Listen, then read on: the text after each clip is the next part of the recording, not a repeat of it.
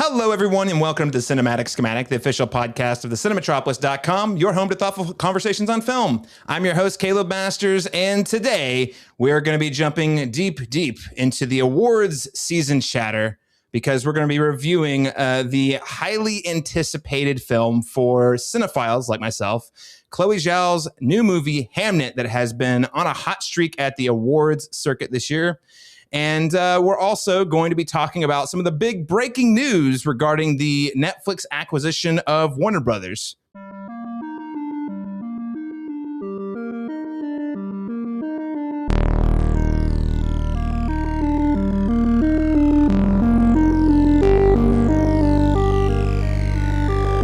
Joining me to break it down, the actual news, what is actually happening in real time, my co-host and award-winning Oklahoma filmmaker, Laron Chapman. Laron, welcome back, sir.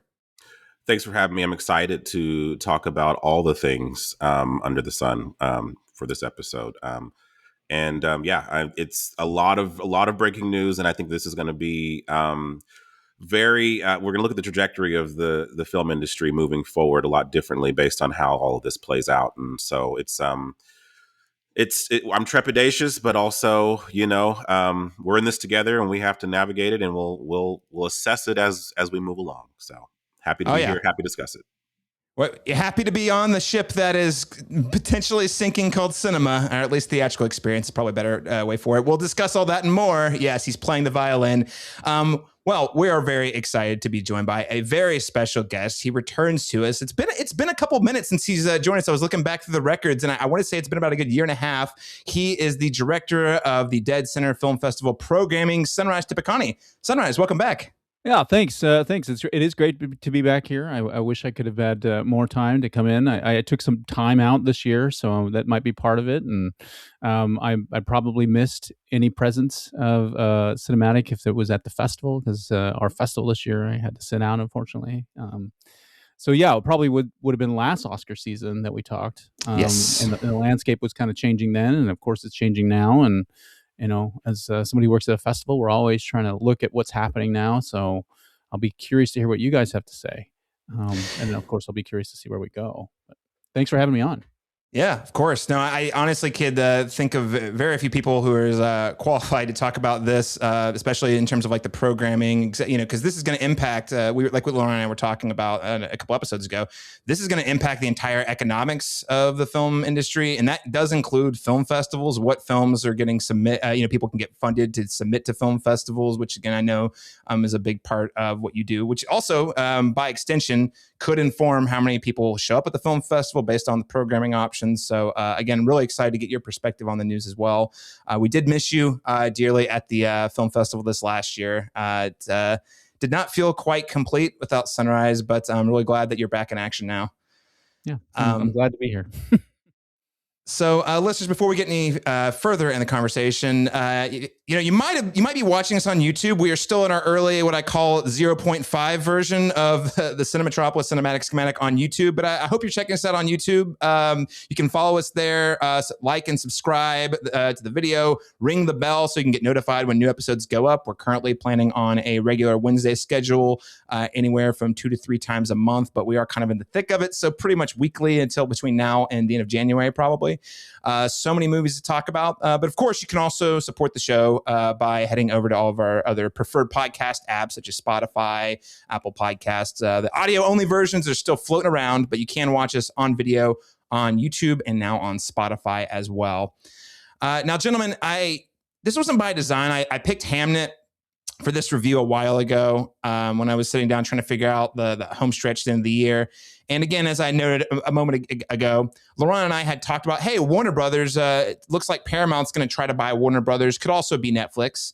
I think it's really interesting, though, that just so happened that this news broke. And then the next recording we had was Hamnet, which is definitely a movie, as we'll talk about in the review, that is very focused on the power of community screenings, community theater, process it, using art to sort of process things collectively. So more on that in the review, but very interesting juxtaposition to what we're seeing in the industry. So I jump into it. So instead of our icebreaker question, we are going to talk about Netflix. They announced a $82.7 billion bid to buy Warner Brothers. And so here's a couple little snippets for you. There's a lot to unpack here, by the way, because this news has gone through at least 3 different iterations since it broke, I think about a week and a half ago, if you're listening to this. So from the Wrap on Friday, December 5th, article titled Netflix wins the Warner Brothers Discovery bidding war with $82.7 billion offer, enters exclusive deal talks. So a couple of little quotes that I pulled out. Warner Brothers Discovery has selected Netflix after the streaming giant made an offer of $27.75 a share for the studio and streaming assets, which is a mix of cash and stock, worth $82.7 billion. These exclusive talks clear the road for Netflix to acquire the Warner Brothers studio, HBO Max, and a treasure trove of IP assets like Harry Potter and the DC Universe. Netflix, a little bit of editorializing here, a little bit ironically. Netflix, which once aspired to be like HBO when first embarking on original content, is on a course to become its next owner. Obtaining such assets could dramatically reshape the entertainment landscape and give Netflix even more power over Hollywood, concerns that the streamer will have to assuage. The willingness to include the unusually large breakup fee was likely critical, with questions arising on how Netflix will get a deal with Warner Brothers through regulatory approval. It would face stiff antitrust scrutiny and opposition from the U.S. Department of Justice. So there is a large breakup fee. I wish I had the figure here. I want to say it's something in the ballpark of like $20 billion. So it's like even if it doesn't work out, Netflix still has to pay a lot of money. So that sort of signals a strong confidence that they are going to win the bid. So that's just sort of phase 1. All that said, Laron, I'll turn to you first. What was your initial reaction when you heard the news? It's funny. It didn't actually occur to me until Netflix won that I actually wasn't happy about any of the bidders, because it never occurred to me that there wasn't actually a horse in this race that I was gunning to win. I just knew who I didn't want to win among them, if that made sense. So, it's an interesting digestion of Netflix is not historically interested in preserving the theatrical experience. And so that is something that is near and dear precious to, I think, everyone on this podcast, especially, but in the arts community, but overwhelmingly, as we're kind of learning as the model has changed, especially since post-COVID, the general audiences are slipping away from that experience. And they make up a larger demographic of consumer, that go to the movies. And so I feel like that's not to be dismissed, but also it's unfortunate for people in the artistic communities that really find value in that particular way of experiencing media. And so my initial thoughts were, is this the nail in the coffin for what was already a gradual decline of that particular way of consuming media? So, and I hope it's not, but it does feel like in many ways the writing is on the wall based on the history that Netflix has had with that particular aspect of it.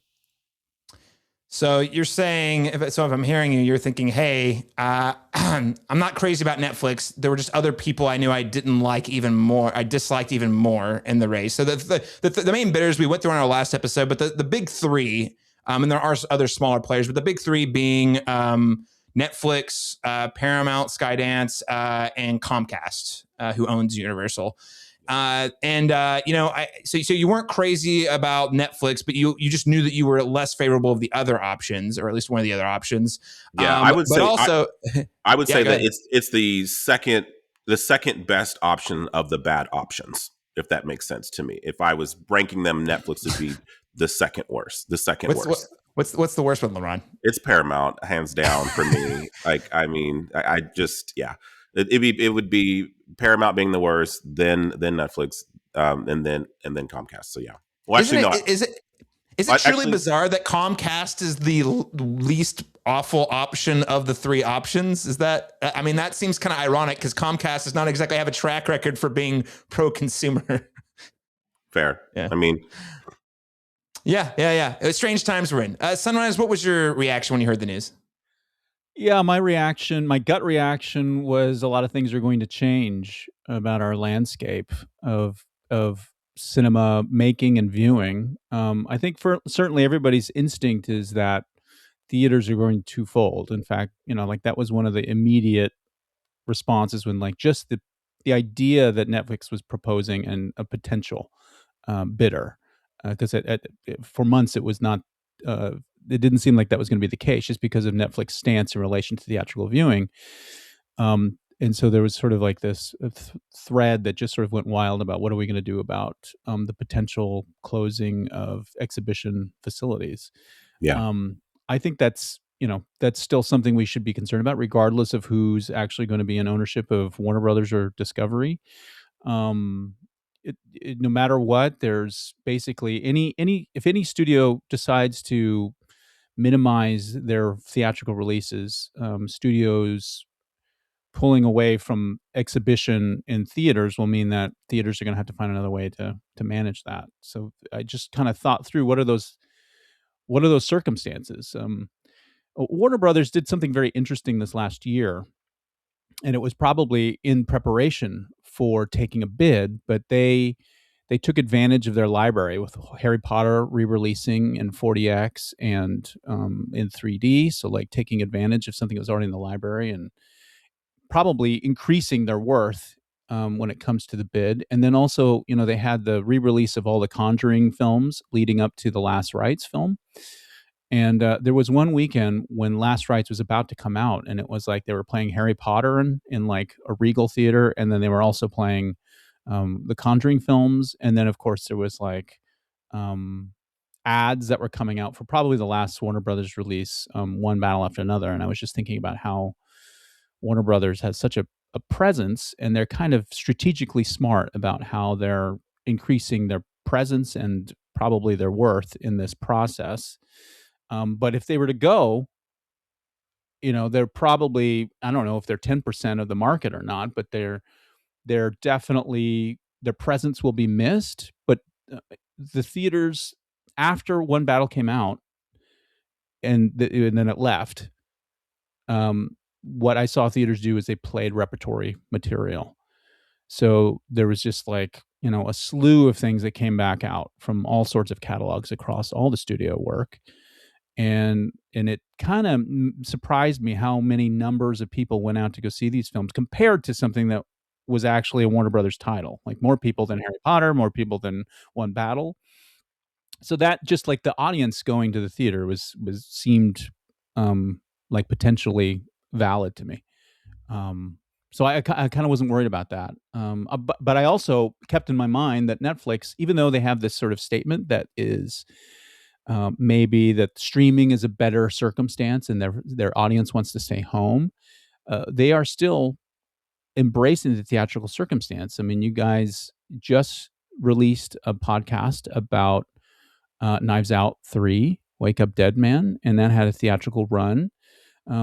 They are releasing works in festivals which have a theatrical circumstance.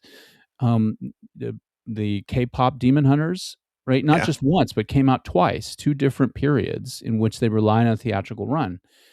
That to me means something in the fact that they're willing to participate and integrate it into their system. It may not be for the initial release, and maybe they got enough data to figure out how it's going to help the environment, the theatrical environment, if they do it outside of first run, or if it's like a minimum first run and they come back out. And but there's something going on over there that makes me believe that they're at least thinking about these things, and they don't wholeheartedly say completely no in their actions, even though maybe that's what they're saying, in the press.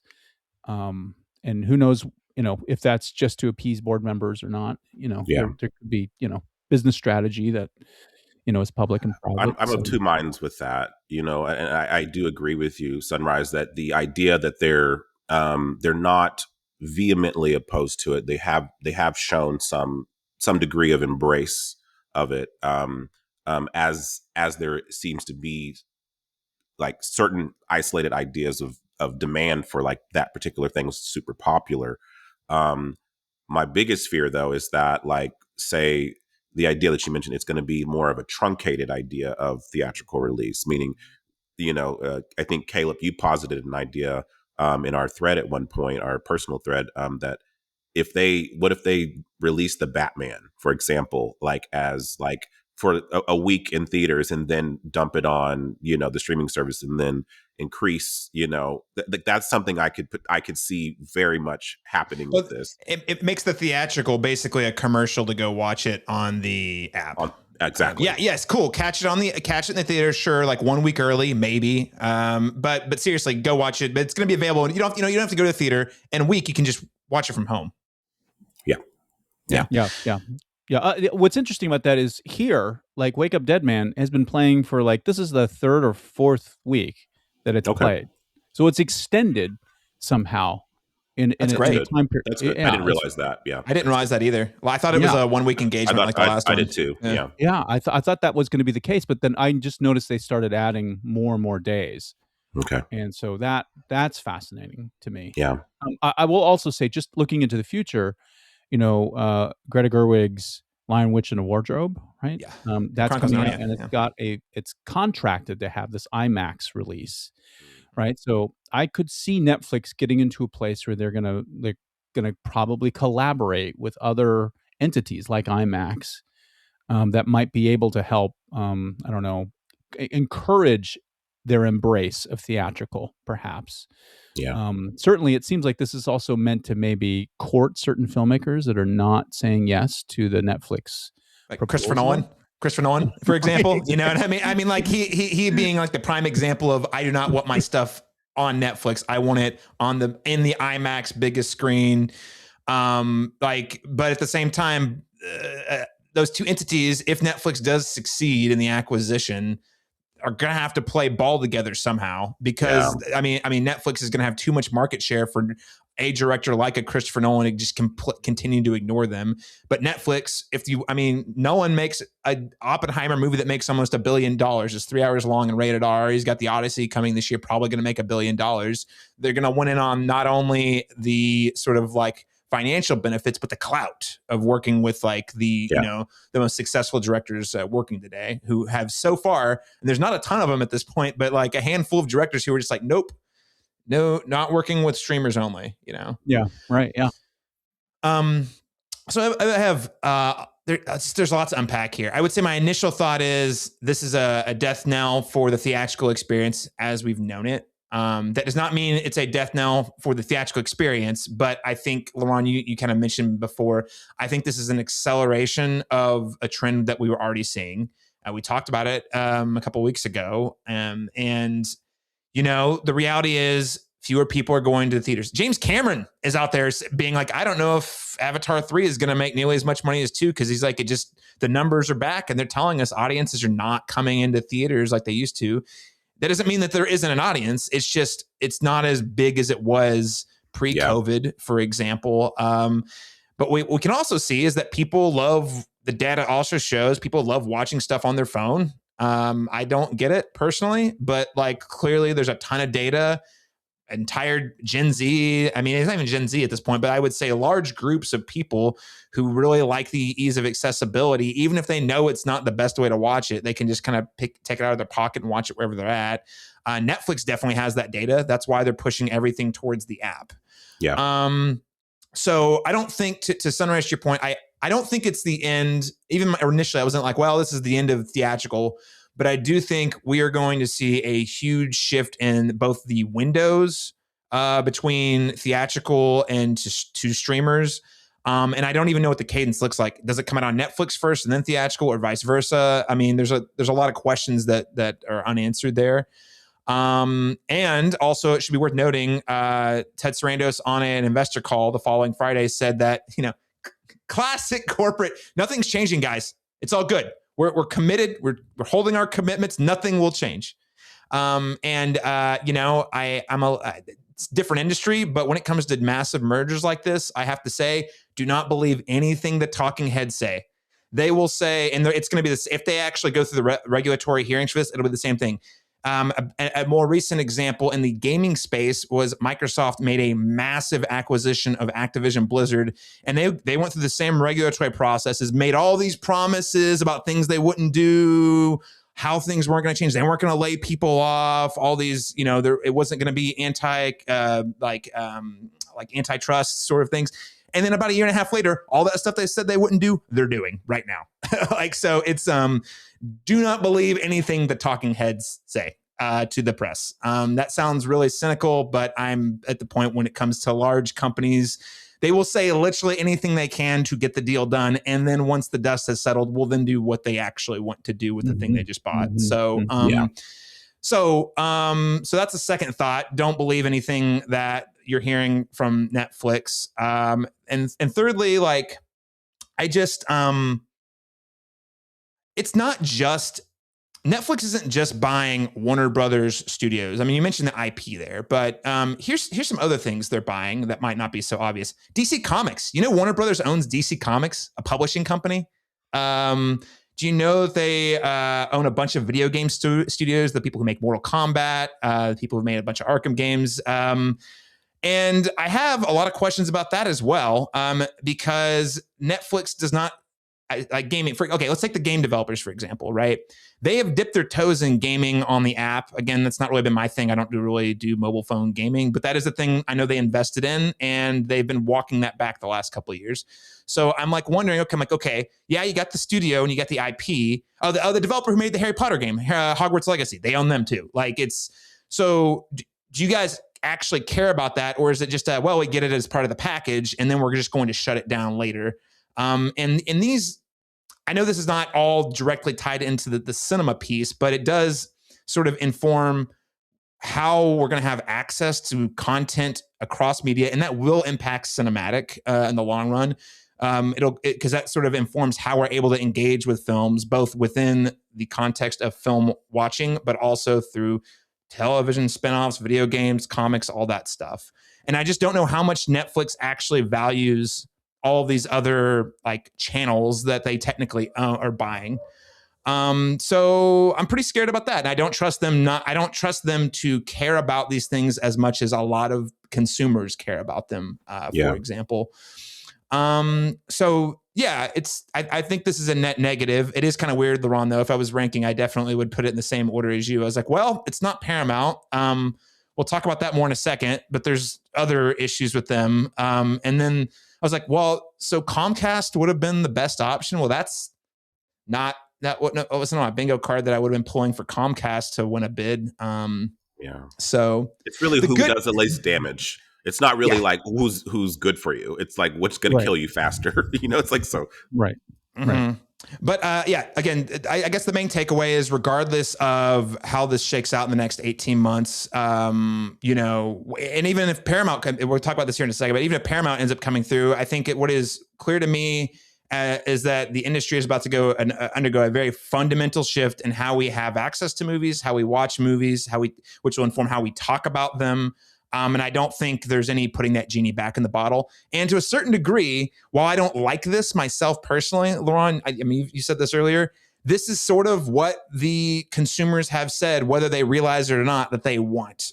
In terms of the widespread mainstream, in terms of you guys, they haven't been showing up for enough movies to sustain the business model as it has existed for a very long time. Absolutely. And it's interesting because in the same breath, I will hear people who aren't even cinephiles complain about the content that they're watching on these services going downhill. They're saying things like, God, that Netflix movie was terrible. I can't remember what that one was with the Millie Bobby Brown that came out not too long ago. It was Enola Holmes. Yeah, there was something about I heard so many that's the level of unless they're that you're going to be getting from this. And I don't know if it's if they understand the implications of not supporting the things that they want, as much as say people like we go to things that we know that are tried and true things versus just content farms for the content's sake, but yeah. I mean,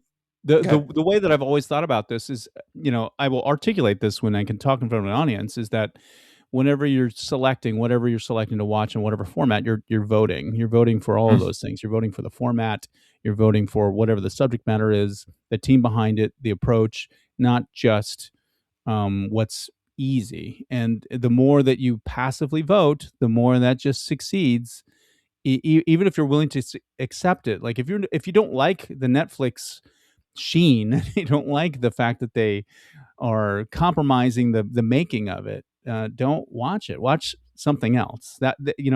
Not watching that thing really is thinking about how can you redistribute. Like as a consumer, like where does the money that goes toward Netflix go? It could easily go toward a service that is theatrical, and if that environment is much more pleasing, and you will probably see more of the advantages if you were able to take a month and just sort of like maybe just try it out. That would be my suggestion. But thinking about how those financial options are balanced or not balanced, I think is part of that.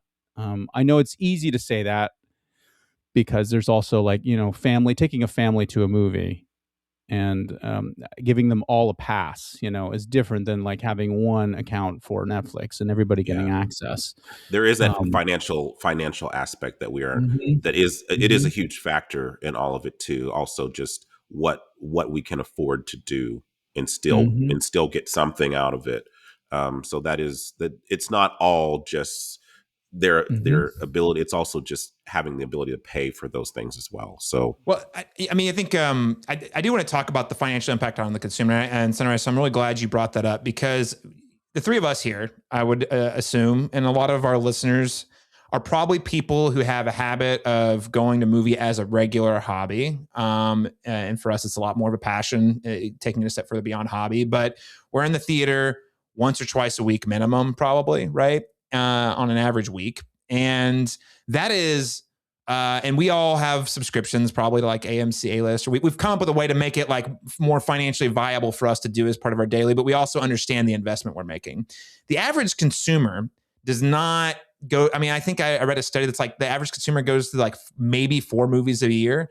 And it's probably Sunrise, the families who go to movies. And when they go, it's a very expensive ordeal. It's like, all right, I got 2+ kids, and all right, because we don't do this very often, we got to get the popcorn and the candy, and the popcorn bucket.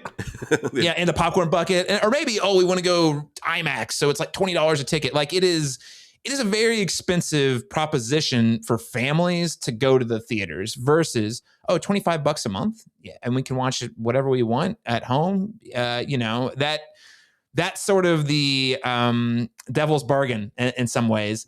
What I'll also say, though, is regardless of the outcome of this, I can guarantee you a handful of things. And one of them is that your Netflix subscription is about to get way more expensive. Yes. Way more expensive. Yes, not today, not tomorrow, not even once this clears, assuming it goes through. Not even then. It'll probably have crept up a little bit by then.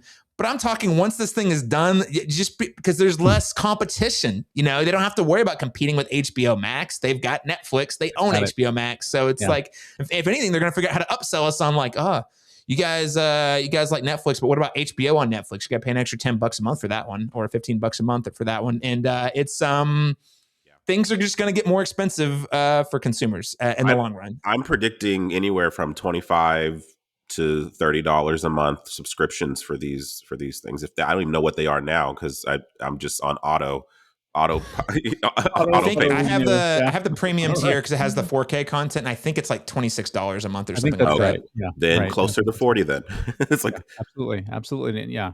And they're probably not going to stop here, really. What this option is like what Amazon is doing, where they have the tiles for these different other services, right? You can get like Mubi or whatever as a tile, right? Stars as a tile. That's probably the direction that they're going to go.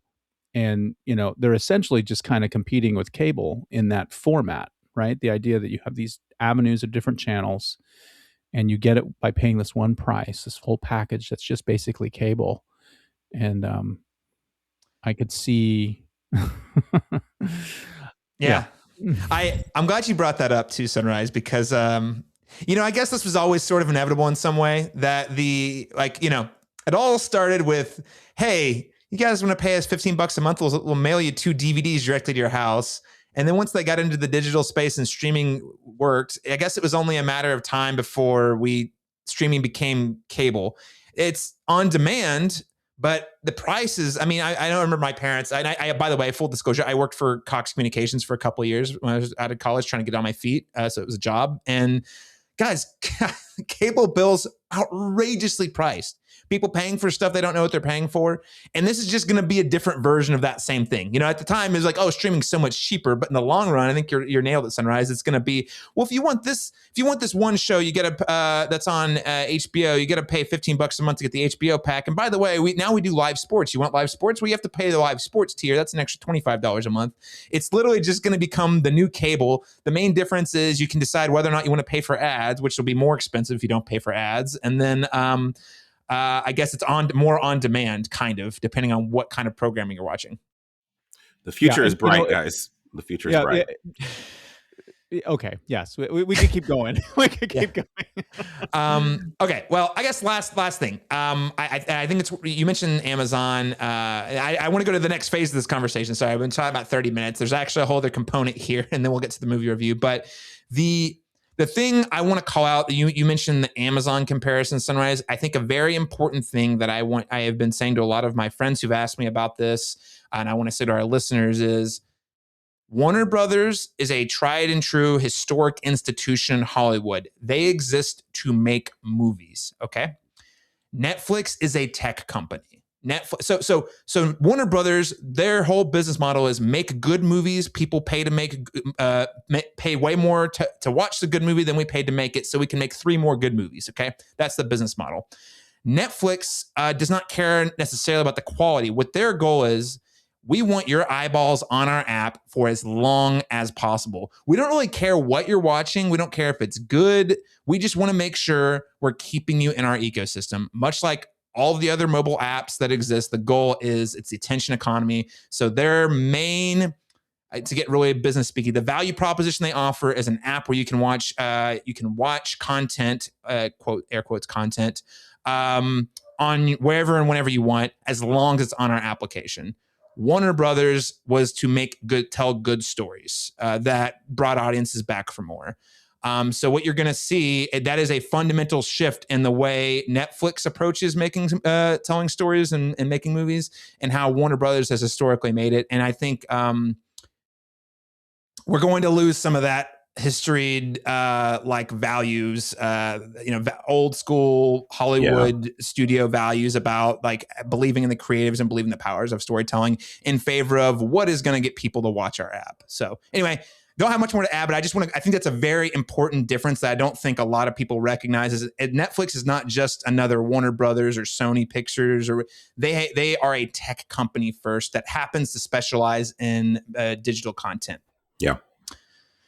Okay, guys. Well, we've talked for 30 minutes about that. Let's get to the next phase of the conversation here, because there was a wrinkle, and we'll keep this one short, I promise.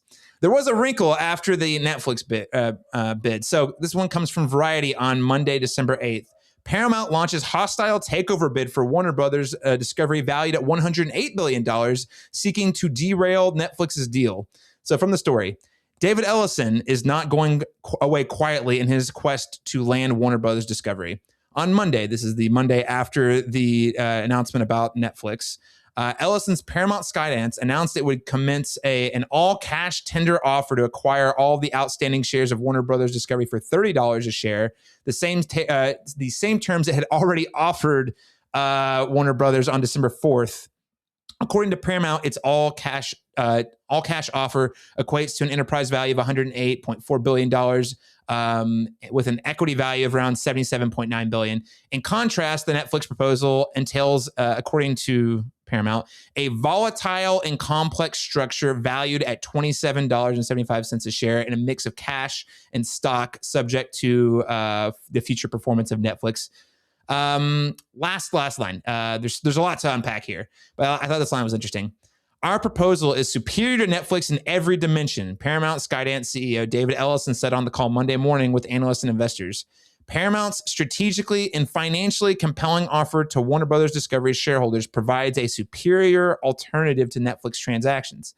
which offers inferior and uncertain value and exposes Warner Brothers Discovery shareholders to a protracted multi-jurisdictional regulatory clearance process with an uncertain outcome, along with a complex and volatile mix of equity and cash. That sounded like a word salad for business people, and you're not wrong. The short version, or if I was going to do the TLDR, is Ellison's coming out saying, no, our deal's better. Our deal's better. Investor, forget trying to go through Zaslav. We're going directly to shareholders because we know we have a better deal. Very Succession speak here. Okay. So, Laron, you mentioned earlier that you were not crazy about the Paramount Skydance. Care to elaborate on that? Like, what would you say are the trade-offs of going with the Paramount Skydance versus Netflix? Well, let me ask you this, because I'm a little naive to this. Would you say Paramount is more interested in preserving the theatrical experience than Netflix? Yes. Okay, that's the trade-off. Yes, that is the positive trade-off. That's what I assumed from that. Like that's what I got. They got to release Rush Hour 4, man, and it's got to be in the theaters. Jesus, because we're clamoring for Rush Hour 4. Everyone needs that. Someone in this country, I won't name them, but someone in this country sure is. Yeah, someone is. Yes. And I guess so. That the trade-off then, obviously, there being that that there would be more of or we would be preserving more of that theatrical experience. But the problem I have here is also, I mean, it's not just personal, but it's also there's just an ideological difference between these two different entities. And I feel like with Paramount, as we've kind of seen their tendency to lean into more politically leaning, like censoring, vilifying people, getting rid of creators, firing the leads of people like movies like I have on my hat right here, because of a comment that was made that didn't fall in line with their religious agenda, what have you. Things like that are scary when they are, because I feel like those things should be removed from this aspect of it, but unfortunately in their case it's not. And so we've seen people like, well, they're willing to neuter an entire franchise for a cause like that, and then potentially hold something in the balance where we don't even know the future of this moving forward. We're going to see here in February if Scream still has the juice to maintain despite that, because there are a lot of people I know who fall into, and I'm using Scream as a frame of reference, but I'm saying like there's a lot of people I know who said they will boycott this new movie because of that previous thing. So there's a lot of interesting, like chatter in that regard. So I worry more so from a censorship standpoint, like the quality of content, artists being able to be authentic and give quality work that speaks true to their perspectives, whether we agree with them or not. I think that's incumbent upon artists. We're supposed to, you can choose what you want to watch, but I don't think we should be censoring what's available for us to access, period. So, and that's my main concern with Paramount outside of, the other. So again, yours is more of an ideological, just to kind of play back on here. It's more of an ideological concern about, hey, this studio has a track record for shutting down creators that they do not agree with, either politically or philosophically. Yes. Right. And I think a recent example of this, not film, but again, it is fall under the Paramount umbrella, is again the announcement that Stephen Colbert was going to be canceled. You can read more into that, but he was the most successful late night host, and he was also very vocal of the president, the CEO of Paramount. His family is very cozy with the president, so it there's a lot of very scary implications to the whims of what gets made being at the hands of people who have a very clear ideology, versus Netflix, which is a little more, I would say, data driven. They're a little more neutral in terms. They create right wing content, but they also have been accused of making crazy left wing content. So I think they're just kind of down the middle. It's like whatever generates again gets people's eyeballs on the app. Sunrise, what is your take on this? Yeah, it's interesting. I mean, whenever this comes up, I always think about Higher Ground Productions, right? So, like, that's the company that the Obamas have, and they've got an exclusive deal with Netflix. I'm not sure how much they're through that particular relationship, but I'm just thinking about the alignment of these politics. And when Laron's bringing this up, I can't help but think about that in relation to Netflix. I'm not necessarily arguing in favor of Netflix because of that, but it's just making me realize that Netflix is open in terms of its politics, which I think is just, refining what Caleb said with a very specific example. Um, all of that gives me great reserve. The politics, certainly, this example with Scream 6, I was very affected by that one as well. I'm not sure where I sit in terms of like whether I'm going to see it.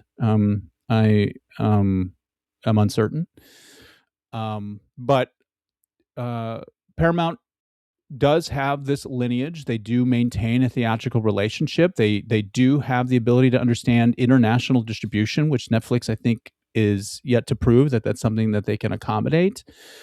And I think that's what will help sustain traditions of Hollywood and American filmmaking, and its ability to support the voices that it does on the level that it does. I think those are serious things to consider in relation to the art. I will say that Paramount also just historically has not been favorable when the industry looks at jobs. Just like this transition to Skydance taking over Paramount, it seems like there were a lot of jobs that were on the cutting block. And I would imagine it's probably going to be very similar if they take on another studio. And just the fact that they would have Paramount and Warner Brothers, they're going to have duplicates of positions. And those duplicates are naturally going to evolve into a decision of who's staying. Right. So like, to me, that seems historically like the thing that I would worry about as much as the politics. Even though they have this history and they have a relationship that runs much deeper and probably could function. Now, I believe the part of the difference here is also that Paramount would be taking on Discovery, which we haven't really talked about much because it's not really related to theatrical releasing and the artistry of cinema. But that's a huge element to all of this. And I don't think that their proposal and bid includes the taking of Discovery. So, Discovery would still have to figure out what they're going to do with all of their assets. And that means, again, part of this word salad that Caleb's describing, I think has to do with the fact that that's some of the complexity is that they're still going to have to deal with all of this other property. And who's going to take that? Probably Comcast, maybe Paramount. I don't know. But there's these other avenues for distributing propaganda either way. That's through true. whatever cable or traditional linear television means, and that includes people like late night hosts. So that is something that is still a strange ambiguity if the Netflix deal continues, and I'm just very curious about that because that of late has become a little bit more of a concern when it comes to just freedom of speech, and then jobs also. I mean, actors maintain a great deal of work when they're on a lot more television. I think that's something that has to be considered. I don't know if it's just going to go away, if it'll just close, and who knows. But I think that's part of this complexity. It's strange. And also creatives just having less places to shop for their like if there's 3 places to go and they're going to take less risks. You know what I mean? Like there's a lot of implications there in terms of, again, which content we're going to get, whether it's all going to be, again, homogenized to a certain degree because, because I mean, you only have a few creative forces, filtrating what gets put out. And I think the what was advantageous for us when we had a variety of options was that you had different, like we still have places like A24 and different things like that are like curating and preserving the artistic integrity of the creative process. But, but if all these things continue to get consolidated, we're going to see less and less of that kind of against the grain original content. We're going to see a lot more formula movies that are just down the line, and that's just kind of, that's something that I also fear. But well, yeah, I mean, and this is something we talked about, a couple of weeks ago too, Laron. Who wins and who loses in this thing? I can tell you, I have thoughts on both, but I can tell you who definitely loses. Creatives working in the industry, big loss. Yes, directors, actors above the line, but below the line, all the people whose names you don't know who are working on these productions, it's their bread and butter. There's fewer jobs in town.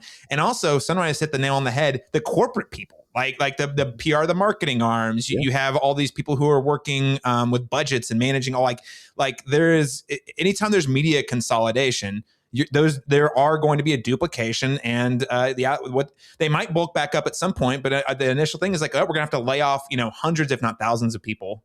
So it's less jobs for Hollywood. I've read a couple of different articles I didn't plug here, including one from our friend Adam Chetwood over at The Wrap, and just interviewing executives in Hollywood who are kind of like freaking out. Like there's concerns like the entire economy of Los Angeles could collapse as it relates to the film industry. So, and it's because of like there's a lot of people who are going to be out of work. Again, not just the people you see on the camera. Again, for the average viewer, it's not just your movie stars who are getting hurt. Frankly, they're probably going to be the ones that are the most okay. It's insulated.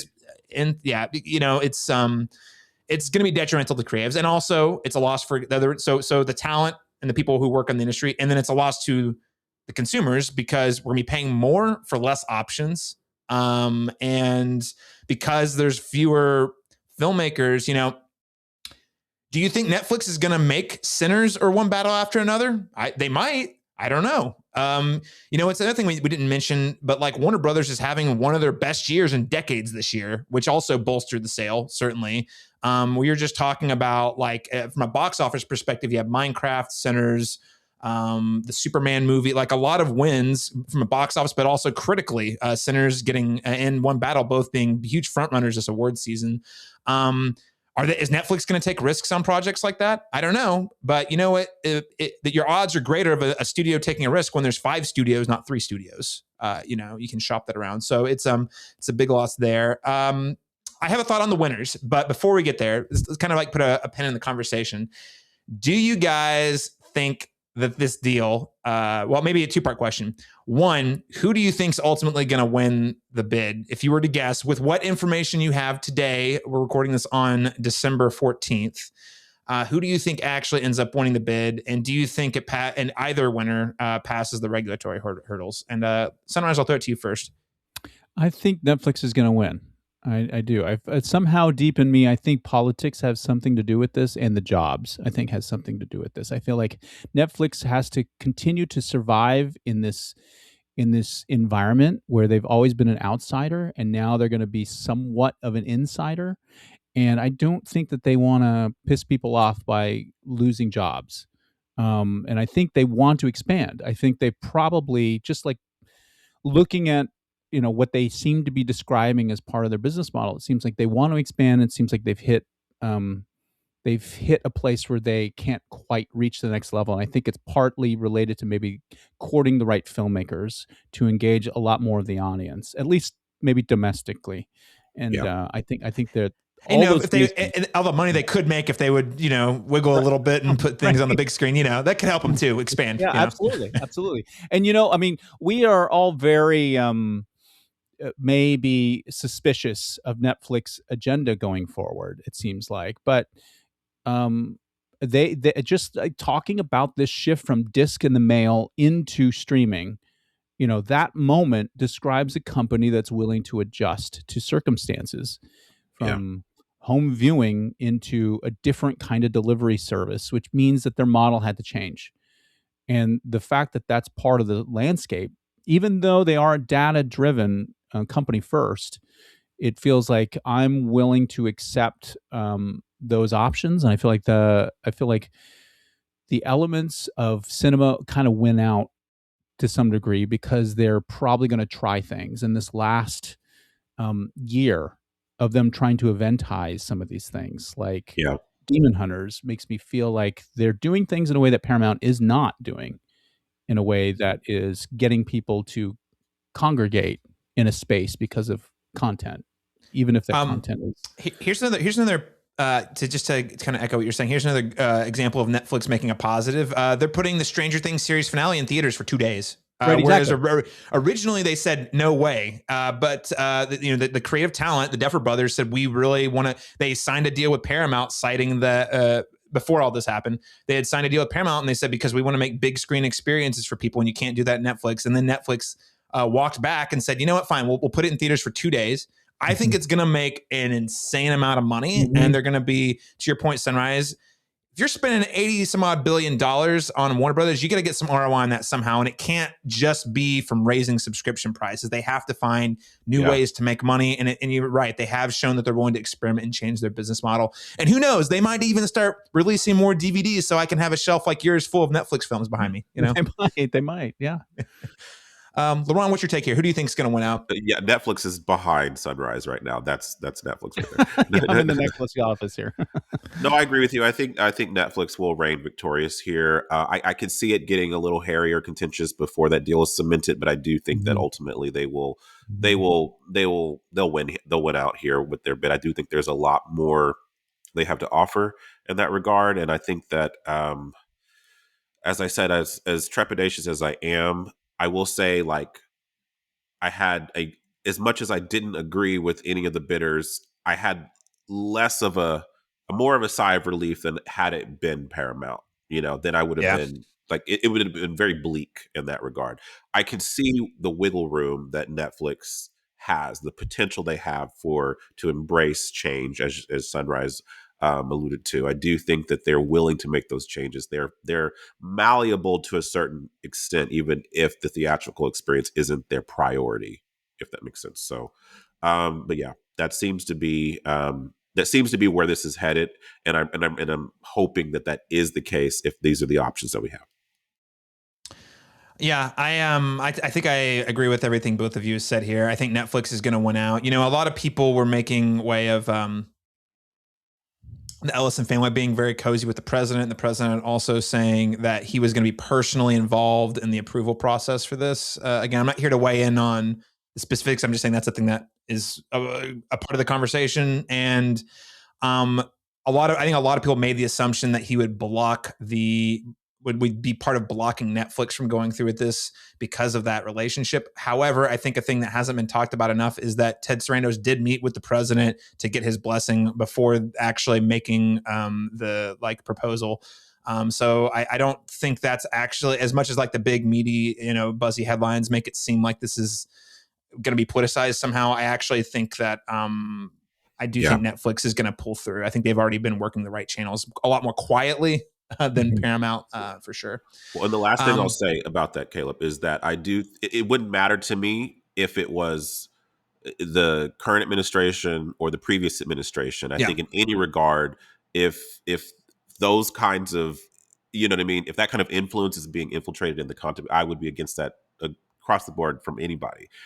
Just objectively, I think regardless of political party or individual, you're like, I don't like that the president is sort of like using his discretion for whatever reason to weigh in on whether or not this should get done or not. Absolutely. That is a problem. I agree. A thing that I don't like is a part of the conversation. There, this is why you have entire boards and different representatives on these reviewing this on the behalf, so he doesn't have to deal with it. But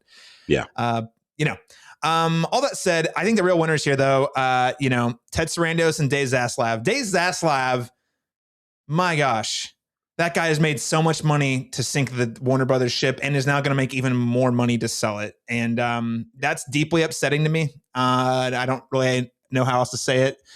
He kind of ruined Warner Brothers and then bolstered it a little bit so he could sell it. So I think that's where we are. So Dave Zaslav, I guess, good on you for making way too much money. Yeah.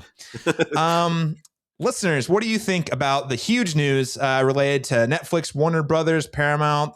You can let us know by hitting us up on Instagram, being frankly our primary channel right now. Instagram at the Cinematrop, Facebook.com/Cinematropolis. So you can always send us an email at cinematropolis@gmail.com. Or if you're watching us on YouTube, just leave it in the comments. They're right there. Just leave it. We can keep the discourse coming. Well, gentlemen, speaking of the future of the cinematic theatrical experience, are you guys ready for our review of Hamnet? Indeed. Absolutely. All right, let's get into it.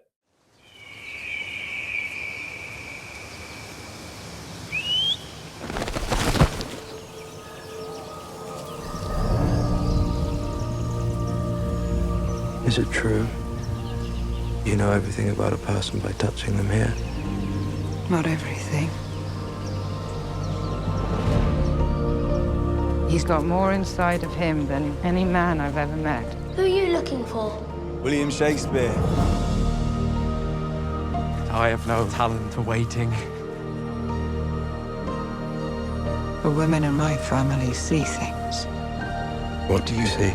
So according to the internet, Hamnet is described as a young William Shakespeare, played by Paul Mescal, and Agnes Hathaway, played by Jessie Buckley, fall in love and start a family until a personal tragedy drives them apart, compelling Shakespeare to pen his masterpiece, Hamlet. A few different notes about this film. Hamnet is written and directed by Chloé Zhao. You might know her from such indie darlings as The Rider, Oscar-winning Nomadland, and how could we forget the masterpiece from Marvel, The Eternals?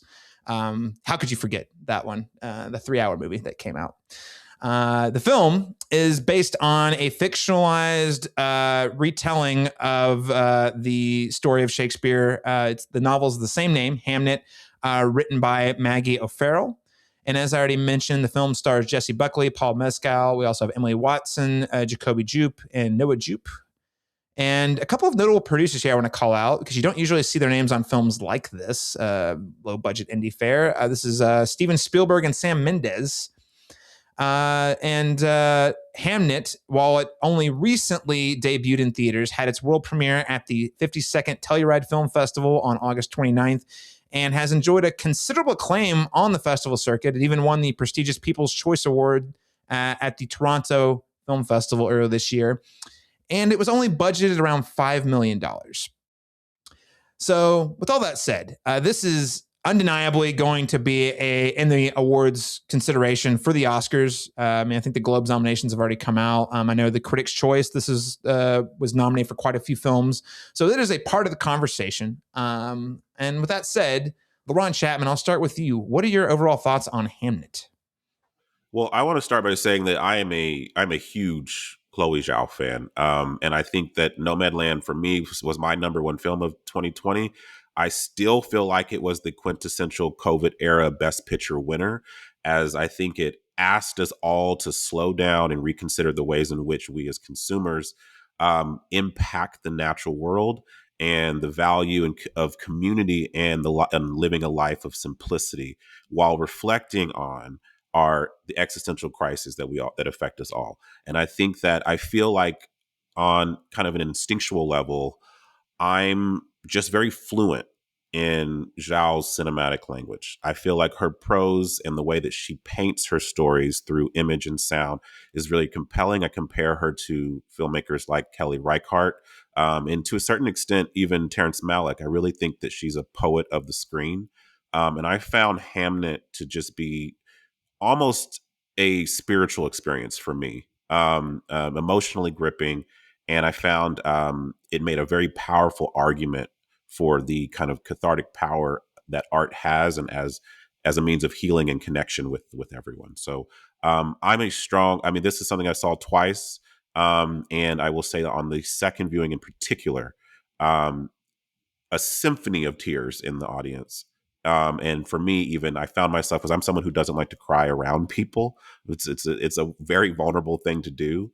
And I found myself having kind of like basically having to just surrender to it by the end. And it's been a long time since a film has had that kind of effect on me emotionally.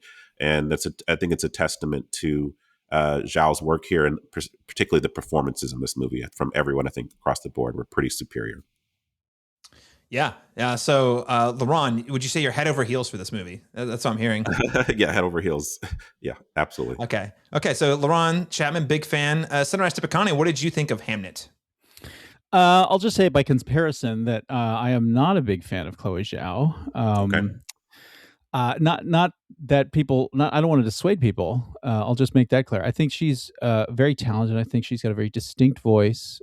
I would say the comparisons that Laron's making to like Terrence Malick make a lot of sense. I'm also not that big a fan of Terrence Malick, and a lot of it I think has to do with just sort of the emphasis she has on form, maybe over the clarity of like engaging audience into the mindset of a character in a way that I think is very classical. And when I use that word, I mean like classical Hollywood, in that like we're invited into the conflicts of a character and we're stitched through like a decision making process, and there's suspense maybe about like what they're going to decide.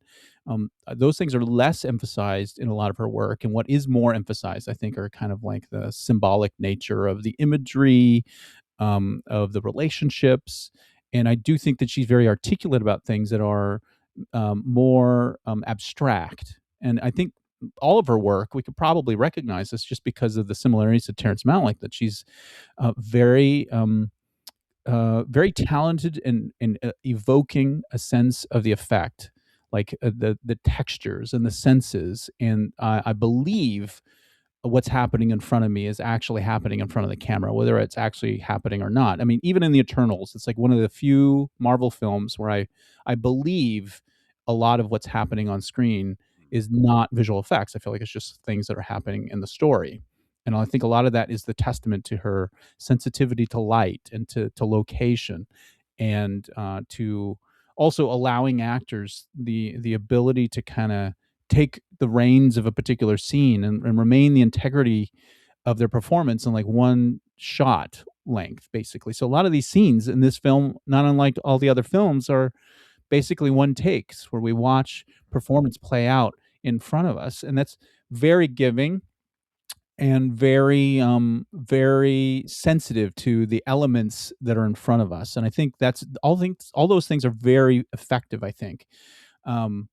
But I always have difficulty just because I want more maybe narrative design or story design, what characters know about each other, what we know about one character versus another character's knowledge.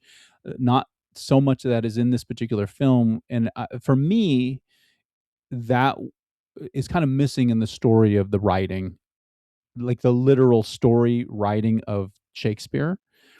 And there's some moments in the film where Agnes is struggling to wrestle with maybe the internal conflict of to write or not to write.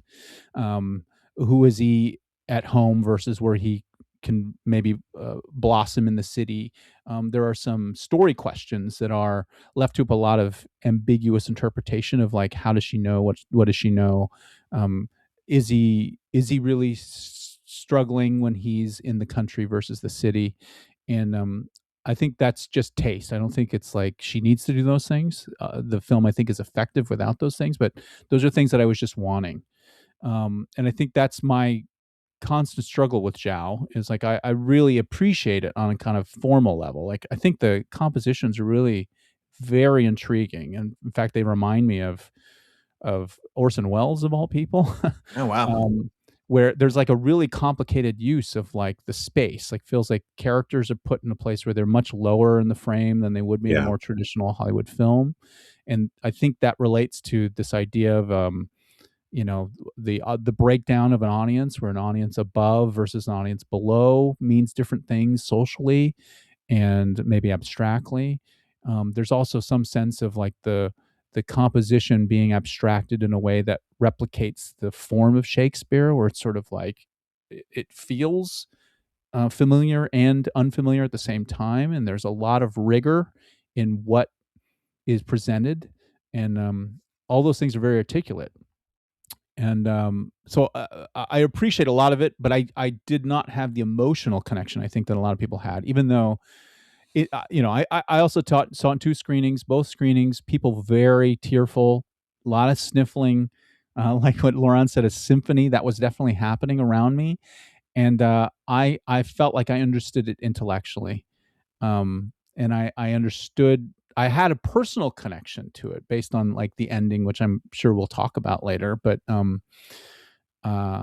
for me, it was a constant struggle between interpreting the form maybe and interpreting symbols, and trying to find a way to like really navigate the internal conflicts of these characters, which I think is really what it hinges on toward the end of the film.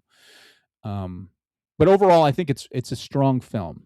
she's got a very clear voice. And by comparison to the rest of the year, I was just thinking, the things that are being expressed about the interiority versus exteriority, the way that we associate nature with like the quote unquote feminine, and maybe creativity versus like the insides and the city of like domination and not cultivation, and maybe colonialist ideas. Those things are very articulate in a way that is not happening in like Eddington. They're not happening in One Battle After Another, which I think are both just as masterful in the craft in other ways. And the fact that she's able to have such a clear vision, and also is really connecting when it comes to like just performance. I think all those other films have strong performances in it, and I think this is like able to compare in a way that's very different and very distinct. And you can clearly see that in all of her other work. And it actually made me want to go back and watch The Eternals, because I felt like there's probably some sense of like, again, like her giving nature to the performances that go maybe somewhat underappreciated, because that film really, I think, requires all the things that I was expecting out of this one, which is like a little bit more nuance to like the plotting and the conventions of perspective and character growth in a more conventional way. And I think maybe those are some things that were missing from that Eternals. But all those things were kind of plowing through my head. I was watching it. And I think part of that is because I was not engaged emotionally with some of the characters. I intellectually grasped them. But I will say that in the end, I do like the film. I think it's a really strong and important film that people need to see. And it works on many levels. It just wasn't particularly resonating in the way that I was hoping it would. Yeah, I would say Sunrise. I think, well, firstly, that was very well put, because I've been, since I watched the movie about last week ago, pre-recording, and I've been thinking all week, because I left the movie feeling a little, cold's not the right word, because I intellectually understand exactly what the movie's doing. And I think so much of whether or not the movie ultimately succeeds for the individual is if the emotions connect with you. And they did not connect with me in the way that I could tell the movie was sort of pushing me that direction. We'll talk about it in spoilers, because there's 2 or 3 major scenes in the film, I would say, that are, ranging from, like just cry scenes. Some happy cry scenes, some sad cry scenes. There's scenes throughout where it is designed to engage you emotionally rather than intellectually. And I think you really nailed it when you said there's a lack of interiority with the characters and what's going on in their heads and how they're thinking about these circumstances, as much as the emotionality is sort of the thrusting thing connecting the narrative together. It's all emotionally driven, which is not bad. I think Terrence Malick's a great example of that, Laron, because there are a lot of movies that works for me. And I've been struggling all week to put my finger on, well, what is it about this one that's kind of left me feeling like I'm missing out on what I know it's putting forward. Because it's telling a story that is both, it is a story about how, communal theater going is a path towards healing, and not only on an individual level, but as a group. And how these stories, Hamlet being a classic example, can really, they don't just heal in the moment. They can contribute to healing in communities and personal growth throughout the echoes of time. And I'm going to get to it a little more. I came up with a version of this I like better that is not a movie, but we'll talk about it more in a minute. But that it has a very similar thesis that I think this movie's chasing. But overall, you can't deny Chloé Zhao. This is a $5 million movie. It looks like a $50 million movie. It's stunning. Everything from the art direction, the cinematography, the score. This is A+ filmmaking. And she does bring, Laron, you said the word sensitivity. She does bring a certain sensitivity that sort of, I think is a really great conduit for experiencing those emotions. There's one scene in particular where Jessie Buckley's giving birth. I'll be vague, but like one of the scenes in which she's giving birth, or I guess both of the scenes she's giving birth, really, that are just, it feels so, I'm like, man, I've never seen this type of scene done this way, and it really is conveying the pain and beauty of life entering the world, from a mother's perspective, and that I felt that. But ultimately, for me, I got to the end saying, okay, I really admire what you're saying. I really appreciate that this exists. People need to see it. But for this movie to have been like a 5-star home run, I think it needed to connect with me emotionally. Maybe I'm the problem in this case. Maybe it was the mood I was in that day. Sometimes it's just really hard to say when a movie hits. But I kind of came out thinking like, well, this is pretty good. I think Zhao's an incredibly talented filmmaker. She needs to keep making movies like this. I don't think this is my favorite of her films. I liked Nomadland a lot better, frankly. But I do think that this is a really unique, special story that she's telling that serves a really important purpose. I do wonder, this is a classic, and this is what we'll get into this in spoilers about. Is this movie Oscar bait? But this is certainly a movie for people who like movies. I don't know if I show this to a mainstream audience. If I show this to my mom, totally lost. Like, what was I supposed to take from that? So that's okay. By the way, I'm not saying it's a bad thing, but this is definitely a very specific type of story for a specific audience, and I don't know that it's going to be super successful outside of sort of like the more niche cinephile people who do value that like theatrical going experience, like Steven Spielberg, for example. But yeah, I think last thing I say, Paul Mescal, Jessie Buckley. Even though I don't love this movie, I admire the movie. I don't love it. Both of them Oscar caliber performances. It actually makes me frustrated that Paul Mescal was in Gladiator 2 last year, and everyone was like, that guy was not very good. I'm like, no, he's so good. You just got to give him the right material. Look at After Sun. Look at After Sun, guys. Right. No, seriously, he's so good. So top-notch performances there, I would say overall. Laron, what did you like in terms of Oscar chances? Where do you see this maybe landing? I mean, I think that Jessie Buckley is winning the Oscar, hands down, for Best Actress. I don't think there's anyone. I don't think I'd be willing to go ahead and do a wager right now and say that it's hers to lose at this point. You know what I mean? Like, no one else is. I don't think anyone in the conversation on the top 5, has reached the same threshold if in that regard. I think that may be, unfortunately, the only Oscar that it wins. But I do think that is. I think it's looking at probably 10 nominations. I'm going to say here: picture, director, supporting actor, adapted screenplay, maybe the new casting nomination that they have, cinematography, editing, production design, costume design, score. That's 10. So I'm thinking like those are the things that I see that it has nomination worthy, right? But the only one I would bet money on will happen is that Jessie Buckley will win Best Actress. I'm looking at the other 5, and I can't imagine anyone else winning. And I mean, because the conversation around this, even for people, as you mentioned, Caleb, who aren't like, just bowled over about it, is that the performances have like intense emotional power and they're resonating with people. And I think that with a lesser performance from either one of these performers, this movie doesn't, you know what I mean? They are the gravitational pull that makes this all come together. And I think that final stint, we'll get into it later about the climax.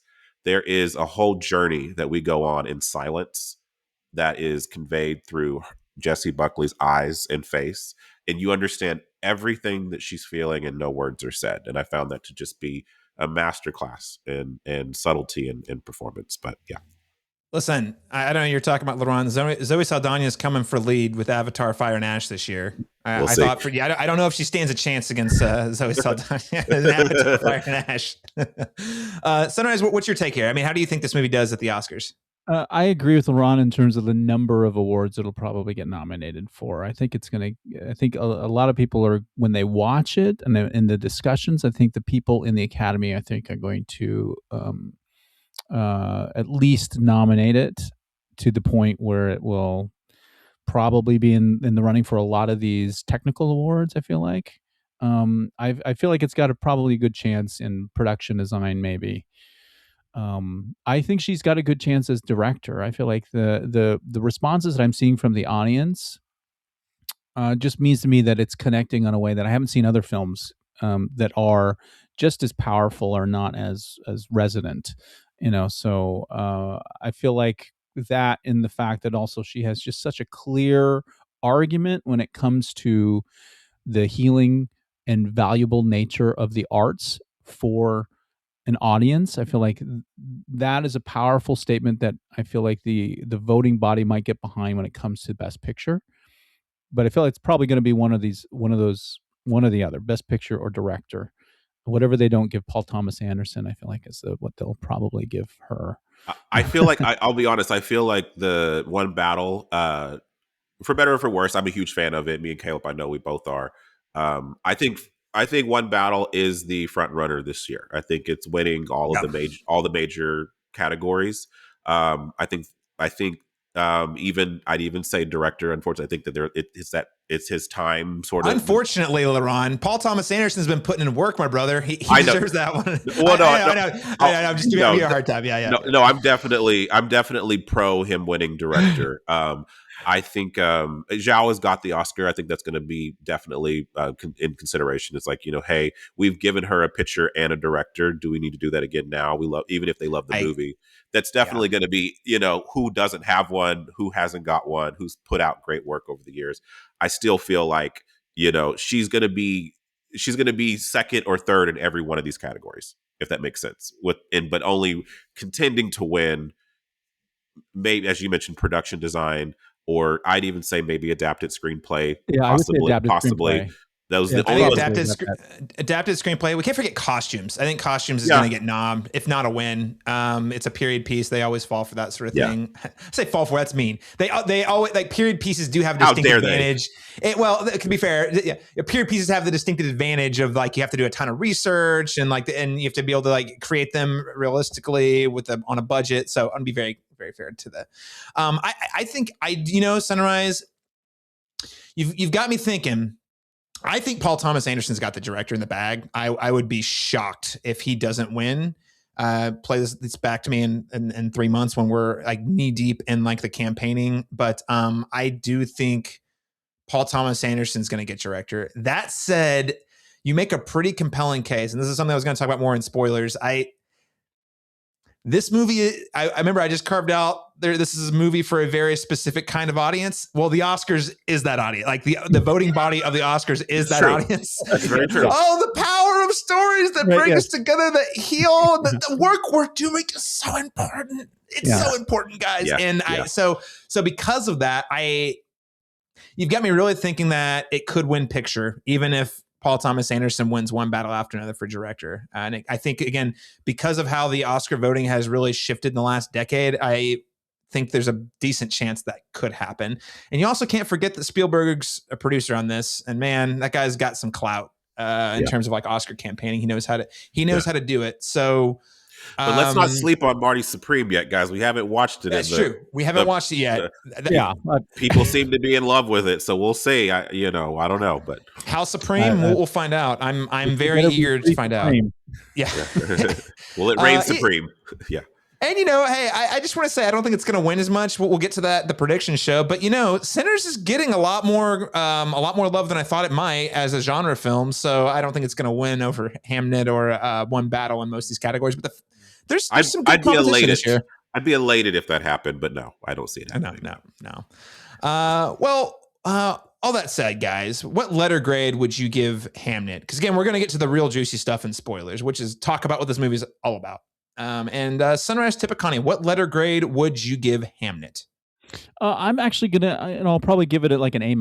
I think even though I didn't have that emotional connection, I can still see its value for the audience, and I feel like a lot of people are going to connect with the material, and I think it's also worth the argument that people see it just to see, again, the work of a minority woman, a story about what it means to be a mother in challenging times, and then again, just this healing nature of art. I feel like all those things are supersede my own personal connection. I feel like I would suggest many people see this film. because I think it's the right time to see this film, and I think people are going to connect with it if they see it. Yeah. An interesting conversation piece to be having as we just had our opening. Right. These are they're in opposition to each other, but this is what I want to preserve, is what she's trying to bring out of this movie. Right. And so, as you mentioned, I do think there's a lot of value there. Yeah, I think there's a tremendous amount of value in the conversation. And in fact, this is why I'm going to argue that the conversation about the movie is going to be way more interesting than the actual movie, even though I think the movie has a lot of positive things about it. I just want to be very clear. I don't want to poo-poo it, but for me, like talking with you guys and talking with other people who have seen it, that has been a lot more, that has really opened up the way I think about the ideas more than the movie itself did. But that said, Laron Chapman, what letter grade would you give Hamnet? First screening A-, second screening A. So I'm at 4.5 stars on Letterboxd with it. Again, I think it just had a sweeping emotional pull, and I think any movie that can access that part of me, and sustain it throughout, by the time we get to the end, I literally was like, I can't cry anymore. There's nothing else that can come out of my, and I didn't care at that point. I just surrendered to the experience of it, and I said that's important, because I can't name many movies that have done that for me. And there's a lot of movies I love that I've given even 5 stars to that didn't grip me as emotionally as this movie did. As much as I love One Battle After Another, and would likely put that on more times than this movie, I wasn't emotionally moved by that movie. You know what I mean? As I was more just into the the mechanics and the ideas that they were juggling. And so I'm at an A with this movie. I think it's masterful, and I think it's one of the year's best.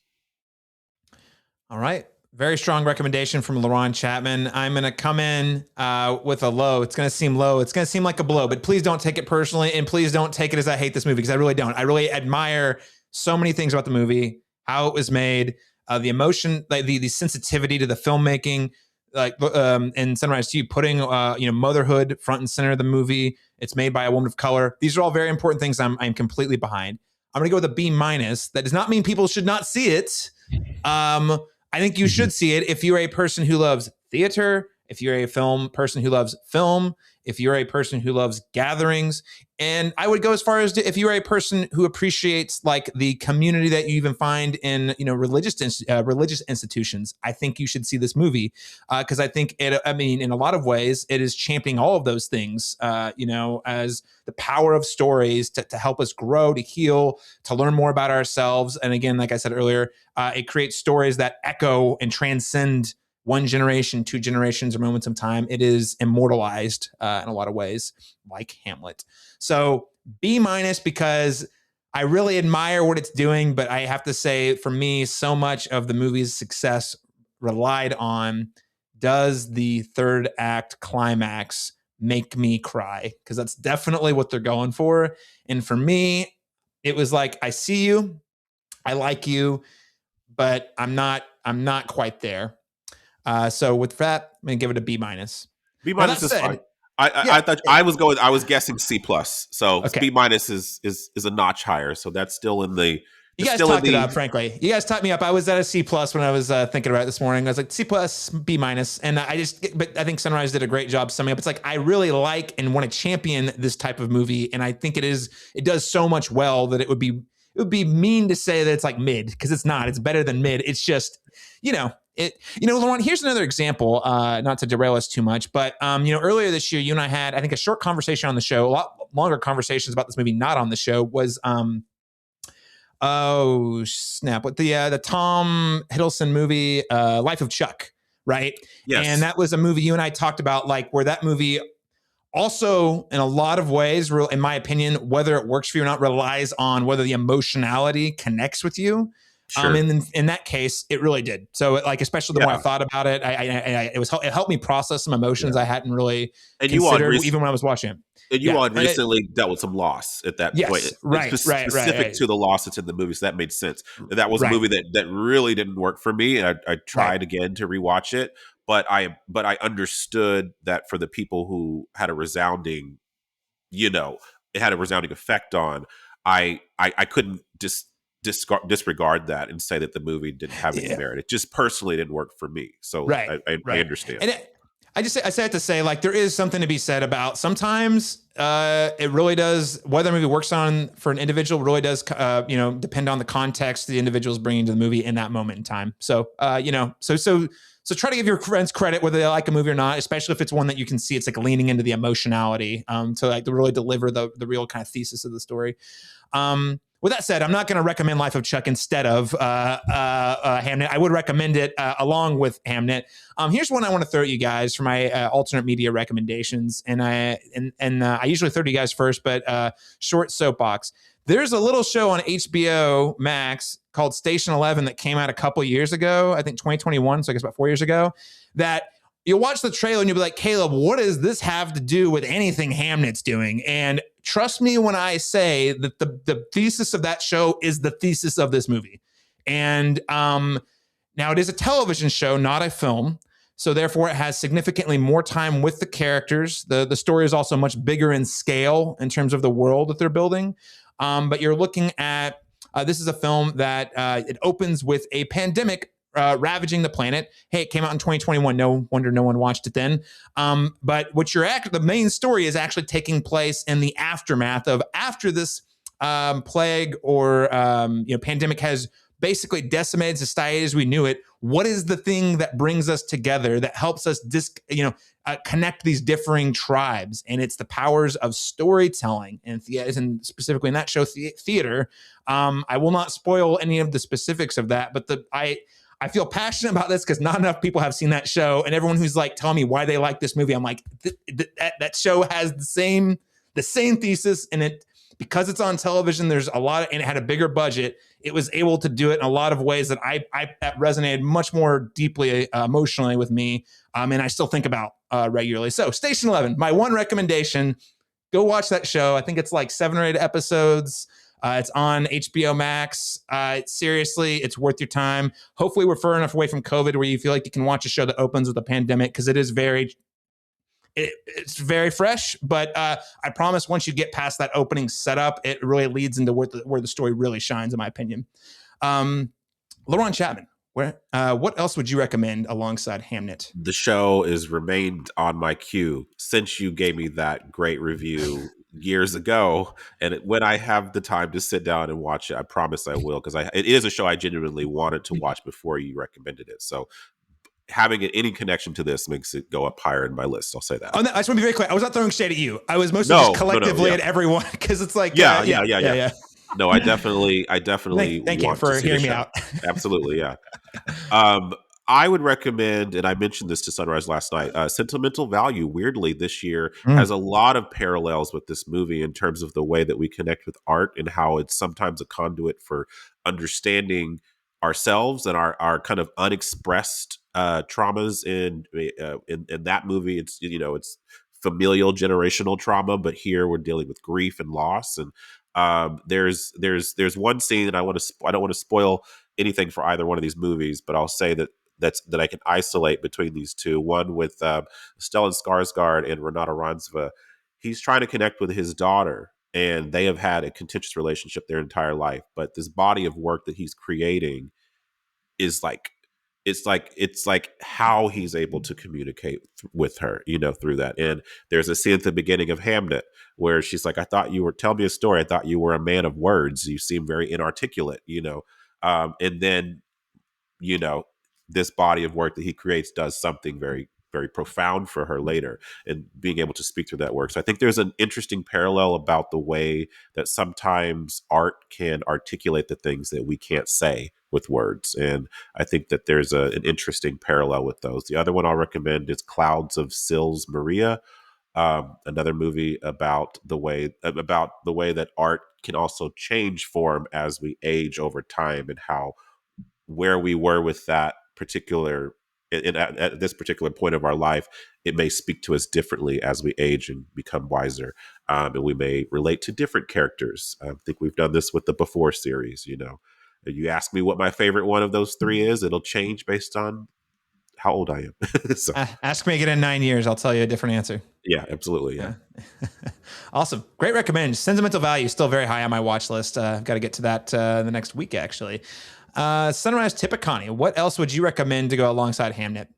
Yeah, I will just say briefly that I'm just overjoyed to hear people talk about both those films, and to hear Laron say them both in the same breath is really great. 'Cause they're a good conversation with themselves. Both those two films, Sentimental Value and Clouds of Sils Maria, two I think are the strongest films of this century. Both of those films.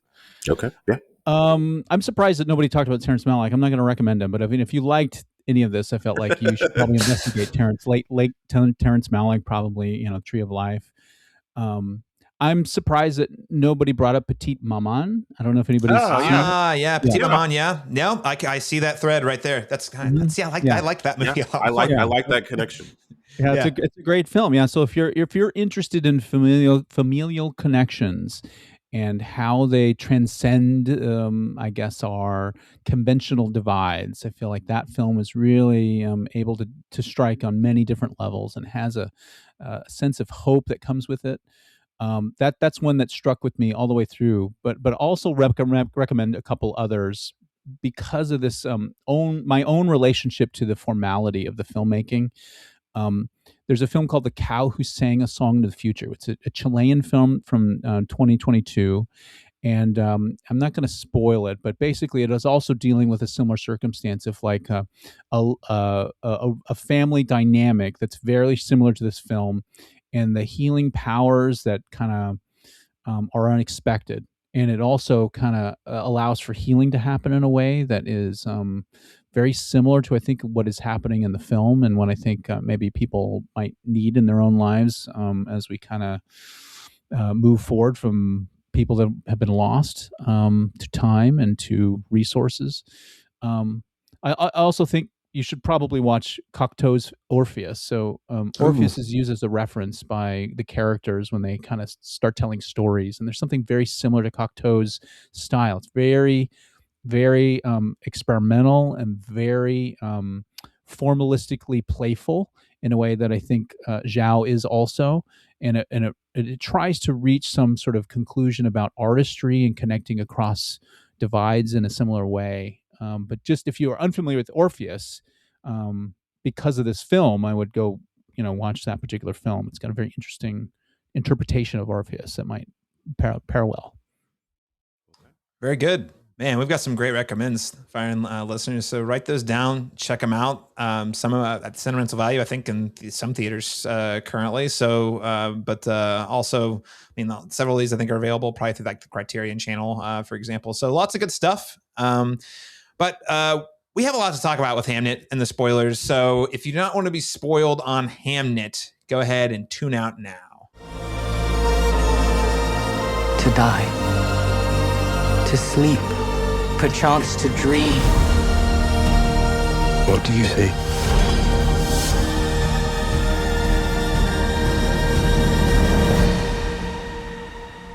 Why? Bye. Why? Bye. Why?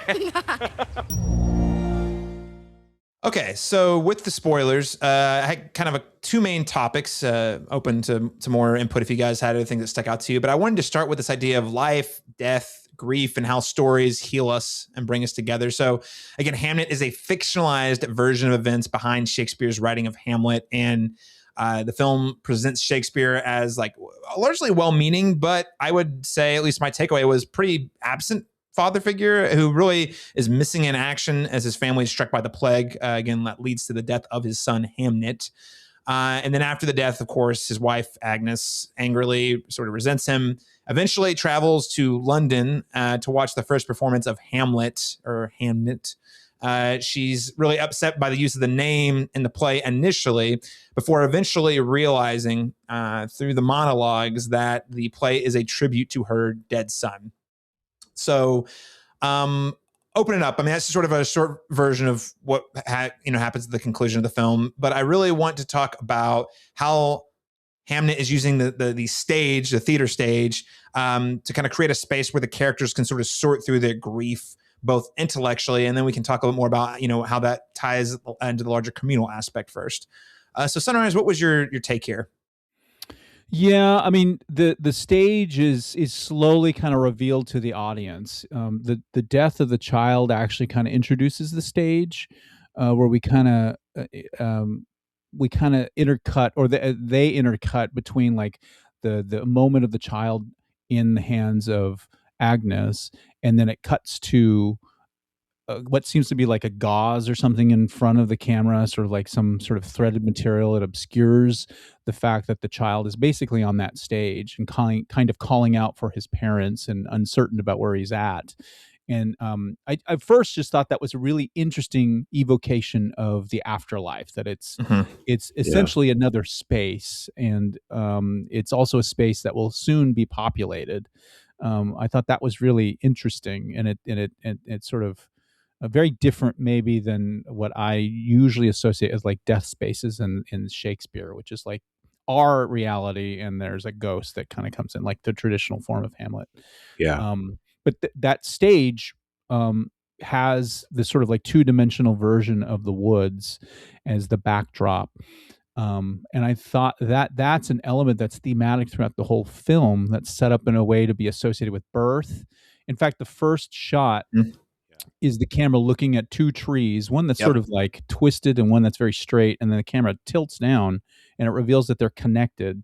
And the root system for one goes like gnarly one direction, the other one like leads toward a dark opening.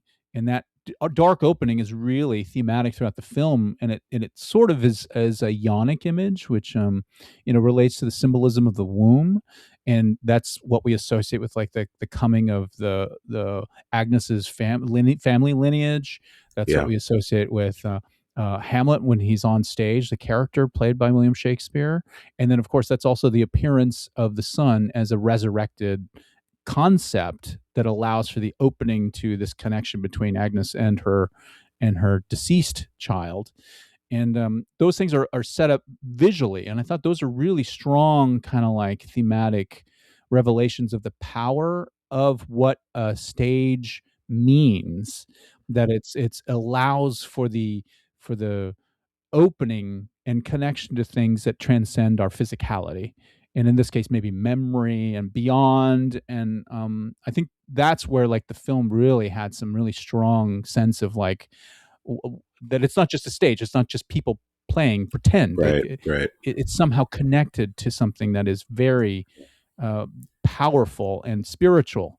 And Yeah. that was really strong, especially because of that doorway. I feel Yeah. like that's a really strong image of the film. Um, but the trees themselves also, relate to this kind of dichotomy that I think Zhao sets up between like the city and the country. The Yep. country seems to be where Agnes is always outside, and she's like introduced outside, interacting with nature, with the hawk, and then when she's like planting and teaching her kids about herbs and like the medicine that comes from it, and the sort of like perhaps witchcraft, earth medicine. It feels like those things are all about healing and about growth, and the continuity of traditions of the feminine.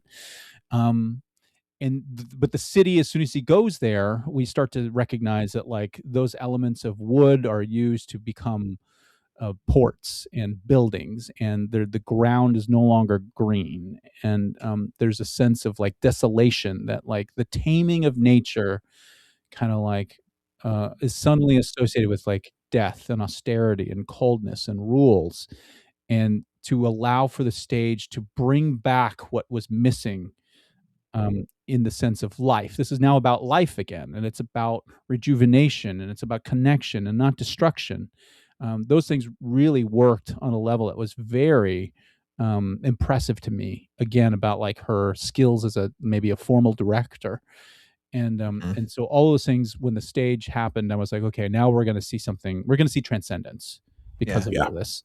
Yeah. Yeah. And yeah, it seemed like it was also a way to communicate that William Shakespeare learned something from his wife, despite the fact that he was absent. He brought the things that I feel like she was teaching their children, Yeah. and all of a sudden that stage was about them together, their ideas, and not Yeah. just him, Yeah. and not just her. So all those things were really fascinating. Yeah, and it seemed to connect the two spaces, as you mentioned, between the two of them, because when they first meet each other, I think what she's so struck by, because obviously she's someone who sees things beyond their understanding, and she sees that he holds multitudes in the way that she does, and she's able to hold, kind of diametrically opposed things in the same space, holding anguish and joy in the same breath, understanding that those things constantly are in tension with one another. And in terms of the stage, as you're mentioning, like I remember, I do love that opening shot and that very foreboding shot, like of as you mentioned, this kind of cavernous, dark realm, and how what feels like something ominous becomes something very, very profound and emotionally cathartic at the end. Like, the idea that there is beauty after that, there is joy after that, and those things just have to constantly work in tandem with one another, with the human experience, and I think that I don't really think this is a movie about William Shakespeare as much as they're trying to, he is a figure that they're using as a vessel to try and understand. I think it's really more just about the creative process, and how the power and the value of storytelling, and how it's a distinct and integral part of, how we as humans understand and interpret the world that we're inhabiting, and how in that communal space, no matter our backgrounds, no matter our political affiliations, we come into a dark room and I'm about to do the Jumping ahead, Laron, to the cinema, but that's okay. It's all connected. Yes. It's fine. Go for it. It's all connected. It's all connected. Yeah, it does feel like that is such a a very sacred thing of preservation that I do think we will lose with streaming services, because there is something about the audience experience, like coming together in one space and sharing that experience with one another, because that is what gets lost, and that is what the magic of cinema is. It isn't just going, and seeing a big expensive, like the great sound and all that stuff, great, but it's actually about the connection that we leave with after that process. And I think this movie is like a resounding case for why that's important to preserve. So, yeah. Yeah. Going back to kind of the stage piece, I agree with everything you said there, Laron, about just in terms of like, how you were interpreting, I think where the movie's kind of going with it, and why you have people like Steven Spielberg being out there telling everyone this is a super important movie to see. I think, the stage that we see, I think Sunrise, you kind of nailed it. How we first see it. I think it's like that veil between life and death, right? And we come back to it in various contexts. And every time we see it's a new context. And the stage is the stage in all of those. It's the same place. It's the same physical space, but it takes on a different meaning depending on where the characters are at in their journey. And I think that my take there is that the Zhao is sort of, proposing the idea that like the stage is, it exists sort of like in our imaginations, even though it's a real place. It is a place in which, whether we're on our deathbed or we're born, or, the way we think about the loss of others in our lives, the stage is a space where those things can all coexist. And it is an imaginary sort of space, but it also reveals truths about who we are as individuals, who our loved ones are as individuals, what that place, the stage is. So in this case, is the woods, which you've already sort of outlined why that's so important to this film and why it's important to the Shakespeares. But why the stage is so critical, and what that looks like is going to be different for different individuals, but it will also bring a lot of us together. To sort of experience those emotional truths, Laron, like you were saying, regardless of, I don't need to have been in England in the 1500s and to understand why that space on the stage is valuable to the audience or to me.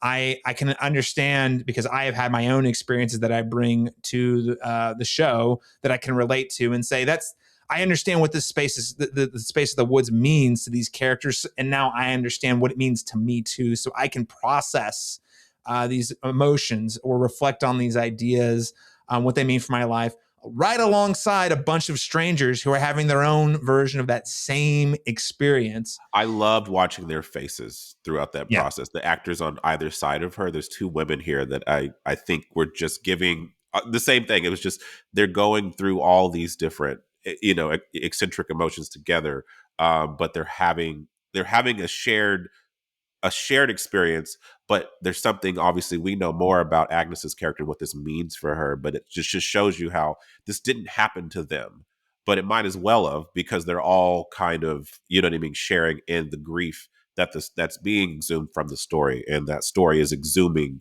this person's life, in a way that that only art can. When the stage is a place for people can kind of plug in their associations, but through the power of the story, it creates a space for people to reveal those truths that are true to all of us, and also ring so true that they are not only universally true, emotionally or whatnot. They can also speak to our individual experiences. Kind of binds. Sorry, Sunrise, you're going to say something? Oh yeah, I was going to say, it's such a strong moment just seeing those hands reach forward. The fact that everybody kind of did the same action, even though at the beginning there was such division about how she was interacting with the space and sort of like calling out about not using her child's name, and people are telling her to shush. Like there was a lot of discordance that happened that just because of the play connecting with people made everyone connect and want to reach out in the same way. Just the power of that symbolism was really interesting. And then the cutting where she goes to a wide shot where we kind of see all of that audience kind of low, and we see Jesse as Agnes looking around. And it also gave a breath where I was suddenly realizing all of the people in my theater might be going through some similar circumstances, because there were so many people sniffling. I was like, we are all one, those on the screen as well as those in the theater. It was really meta. It's meta. We're doing the same thing. Yeah, we're doing the same thing where we are. Absolutely. Well, in the way that Jessie Buckley, Agnes is reaching her hand and touching the actor playing Hamlet, it is giving her, the actor doesn't know exactly what it is she's going through, but they're able to connect, and he understands that he's communicating emotional truths that she is then processing. And it was her way to sort of create some closure around the loss of her son. Sort of kind of again, you could take it as either the metaphorical, like the theater screen, or maybe the veil between life and death, in which in her mind, I was able to get that closure with my son in that moment through the power of the stage. Which is really, really beautiful. Just again, the filmmaking was, I want to be very clear, remarkable. Like the physical connection, like you said, Sunrise, and then cutting back to the wide shot, seeing how they were all then laying hands on one another. That's why I'm like, laying on of hands. I'm like, if you go to church, if you've been evangelical church, there's something here for you. Just saying. Anyway, just a really beautiful sight to see how it kind of creates a spiritual experience, where everyone's experiencing their own version of the same emotional truth together at that time. Really top-notch filmmaking. That unfortunately, I was like you said, Sunrise, I'm sitting here, I'm thinking, I get it. I see where we're at. This is a really beautiful statement, but it's not making me feel, I'm not feeling it that way, but I appreciate that it's making the statement at all. So that's really beautiful. Laron, anything you want to add? Obviously this seems to be a moment that really connected deeply with you emotionally. Like, is there anything you want to add about, how Zhao put this all together? Did this really bring a satisfying conclusion to the movie you've been watching? Yeah, I feel like she paints these vast canvases in silence. There's a lot that she can communicate, that when she uses words, they're intentional. There are certain lines that callbacks to lines that are just, for me, earth-shattering. The one of them being, will you be brave?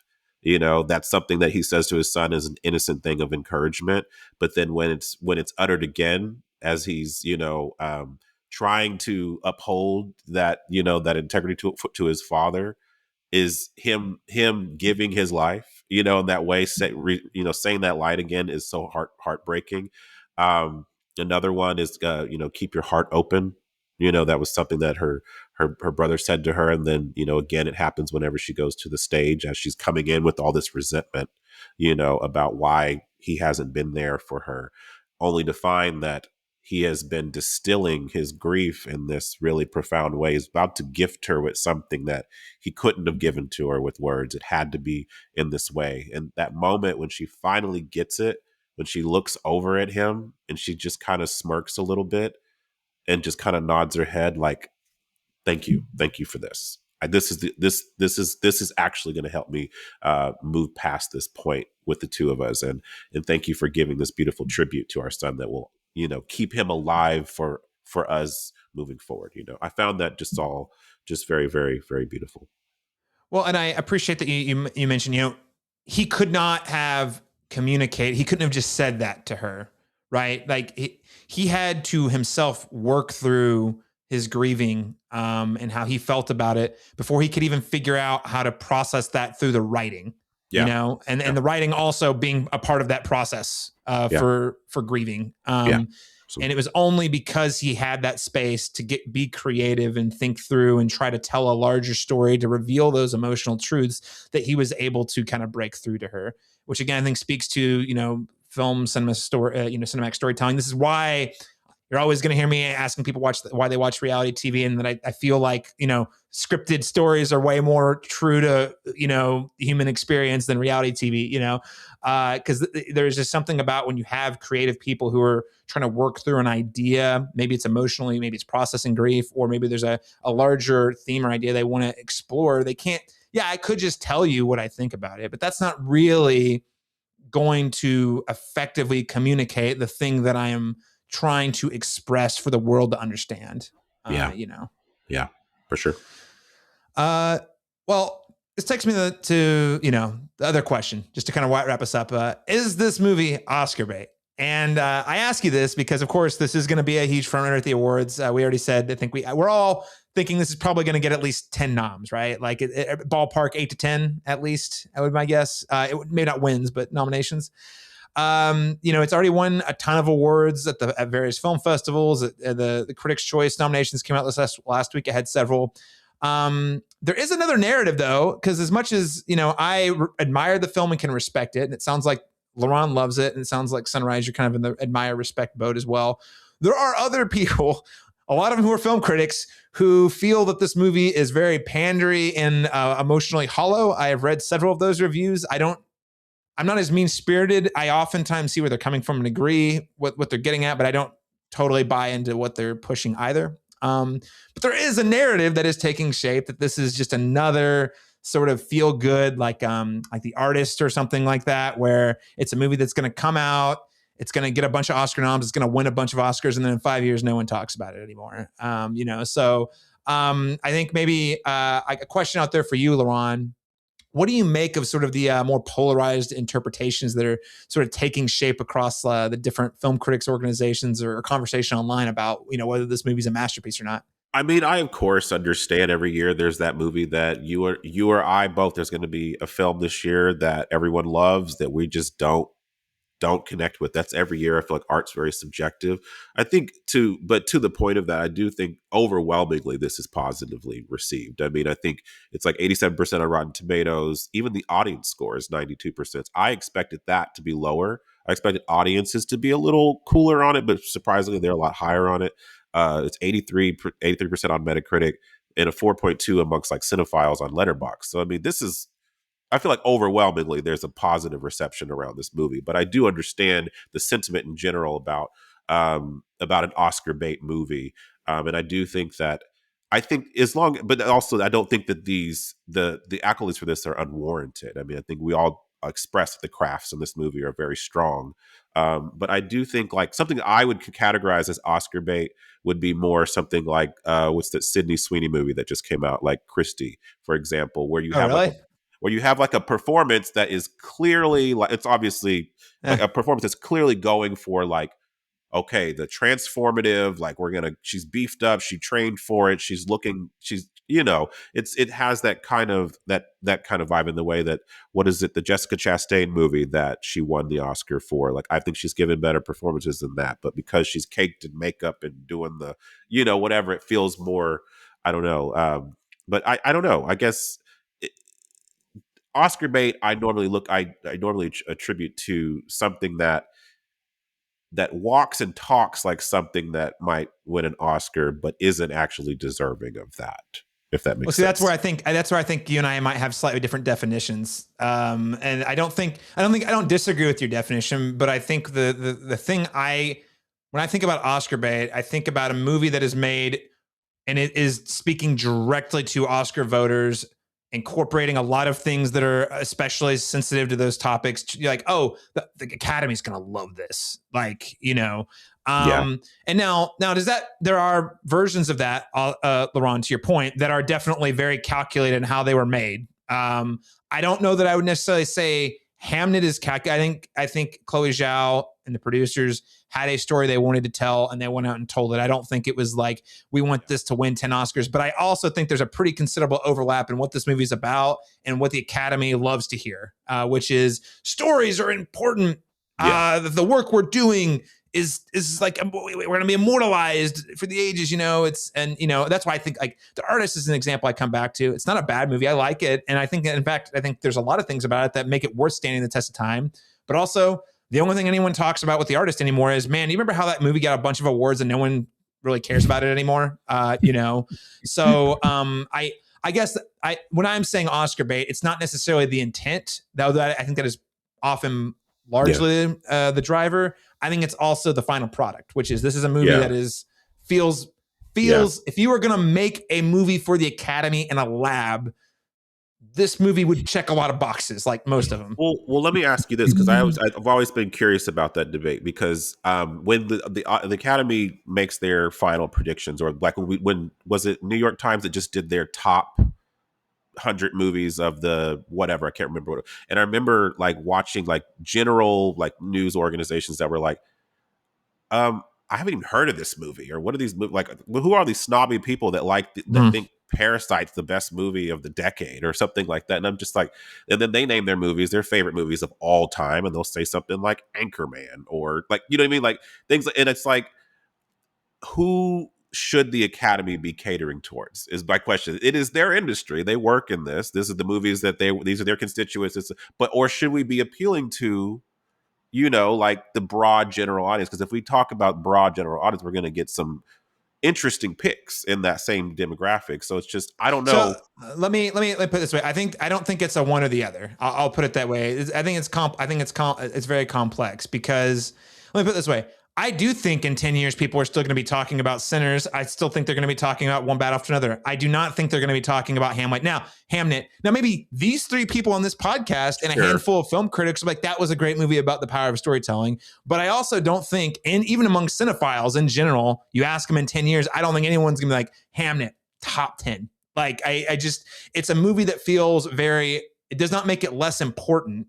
But oftentimes you get these movies that get in the Academy. They have a great marketing push. They're appealing emotionally to the voters, people who tell stories, who are going to be biased about their own jobs being very important. That went out in favor of a movie like One Battle, which again, I'm not here to. I'm using that as an easy example because it's popular, and it's not a movie about storytelling. It is it's a movie about like revolution. It's an idea about immigrants. It's a story, a lot much larger ideas that are going to transcend the industry. So if you're having my opinion, I would say you got to find the overlap between top-notch craft and stories that are more about the culture than the industry. That's my opinion. But I'm just some dude on the internet who reviews movies. So like, who am I to make a definitive call? But that's my interpretation if you were asking for my opinion. I don't know. Sunrise. Yeah, you've been quiet. What are your thoughts on all this? Well, for me, like, I definitely perceive the way that audiences respond to this statement of Oscar bait as really related to what Laron's saying, that there's something that is made to designed maybe in detriment to its production, to aim for the primary goal of getting an award in one area over others. I think that's what people see as like the issues with, example, that Sydney Sweeney Christie film. I feel like that's the way that people talked about The Smashing Machine, which was also very similar, right? The idea that up front you can see that they're aiming for the awards, and that somehow supersedes the message of the film. I see that a lot I definitely also see it from the perspective of just like I understand today producers that will fund a film, which are few and far between today, are going to expect that the Academy plays into that for the presence of that film to have a financial success. So there's some need in the industry for a filmmaker to make a film to have that conversation at some point, especially if they get into like the mode where Chloé Zhao is now making, the umpteenth film, and she is in a place where she needs to be thinking about the kinds of level of performers and the distribution um, legs that are going to be aiming toward whatever financial goals they have. All of that is really kind of maybe imposed on an artist to some degree, and there is a sense of the system. Those are the things that I think about in relation to, like, at some point, every film, I'm sure, gets into the conversation about whether or not it's going to participate in this process of being Oscar bait. Right. And at some point, it either aligns with it or it doesn't, and to its detriment or to its benefit, either one. But I today in our world where we have major multi-million-dollar productions, even though Caleb mentioned that this $5 million budget listed, I've seen it also listed as like 30 million in some places. But regardless, the machine of advertising behind it is going to probably be at 30 million plus, so it's going to probably be in a place where it needs to make that kind of money, regardless of what the actual expenditure was. And the Oscars get into that conversation, especially when it's not an IP related, like classically IP, like not a franchise. There is some sense of this being IP because it's previously written, and of course Shakespeare has its own audiences that it's going to bring into the forefront that also might align with the Academy. So it seems like it's naturally designed in a way to appeal to whatever the messaging is of an Oscar baited film. But I think Chloe has to be on board with that. I mean, if you do any investigation in this specific film, she is constantly in interviews talking about how she didn't have the ending, and that she and Jessie Buckley were the only people that knew she didn't have the ending yet. And to me, that means that it's like all the things we're talking about were suddenly probably figured out on set, or through the process of the making, and not in the setup. And a lot of that, I think, has to do with the message that we're gleaning from it. And it's just the right time, the right place, even though I'm sure Spielberg had some sort of maybe nudging in the directions that would communicate what we're talking about.